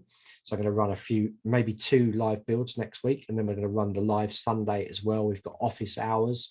We've got Zen chats on Mondays, not this Monday, but I think the following Monday. And that's like a community of users. So stay tuned for that as well. It's going to go onto the tutorials.newzenler site. I'm going to put it in latest news. So you can go in there and you can find out when that's going on. Of course, the Facebook channel itself, make sure you look under announcements and you look under events to find anything that's going on, and then you'll be set. And if you want to know what's going on and you just don't know where to start because maybe you haven't watched these videos or you've watched a bit of it, then just put it into Facebook group and other people will tell you where stuff is, because most people help each other, or we'll jump onto it ourselves. So with 3 minutes to go, we're going to end a little bit early because we kind of finished, and we're finished for the day. So that is another day with Zenler. So as usual, we're going to try and up the game next time. So I might go back, and I did this on the very first day with Zenler. I built a site and I built a course, and I answered questions, and we had people on, and I'm going to try and do it. So it's going to take me probably about 3 hours to do a site and a whole course. And I'm going to do that in the day with Zenler, mixed in by about 4 different slots. We'll also have Kevin there, Rakesh there, Alice there. So I might have to try and do all this in about 2 hours, but I'm going to attempt it again and see if I can do it. And before I start, I might turn around to you guys and say, what site do you want me to build? give me a subject, give me a site, and I'll build it. And I'll show you how quick we can implement it. So until the end of next month, I will see you all soon. Have a great weekend because it's Friday. So have a lovely weekend. Really good questions, guys. Thank you. The questions sort of start to ramp up at the end of the day. So really good to have new people on board. Joanne, Bryn, good to have the usuals. Tracy was on earlier. We had Phoenix on, John's on. So these are kind of regular people that jump on all the time. So it'd be good, like, you know, just make this end of each month. You can jump on when you want. So you've got half an hour of the day. You can just jump on, ask a few questions, or you can put a question on at the beginning of the session. Then you can shoot off and do what you need to do, come back and check the answer at the end or check the video. And hopefully I will have answered it. So brilliant. Okay, take care. And I'm going to end this session now and say bye. And I want to also thank Kat. I want to thank Zelisa for being on there and doing that amazing job. And also our amazing Alice as well with her amazing marketing tips. So we're going to have more of that. We're going to have Kevin next month as well. And Rakesh will be on again doing the roadmap. So take care, guys, and I'll speak to you all soon.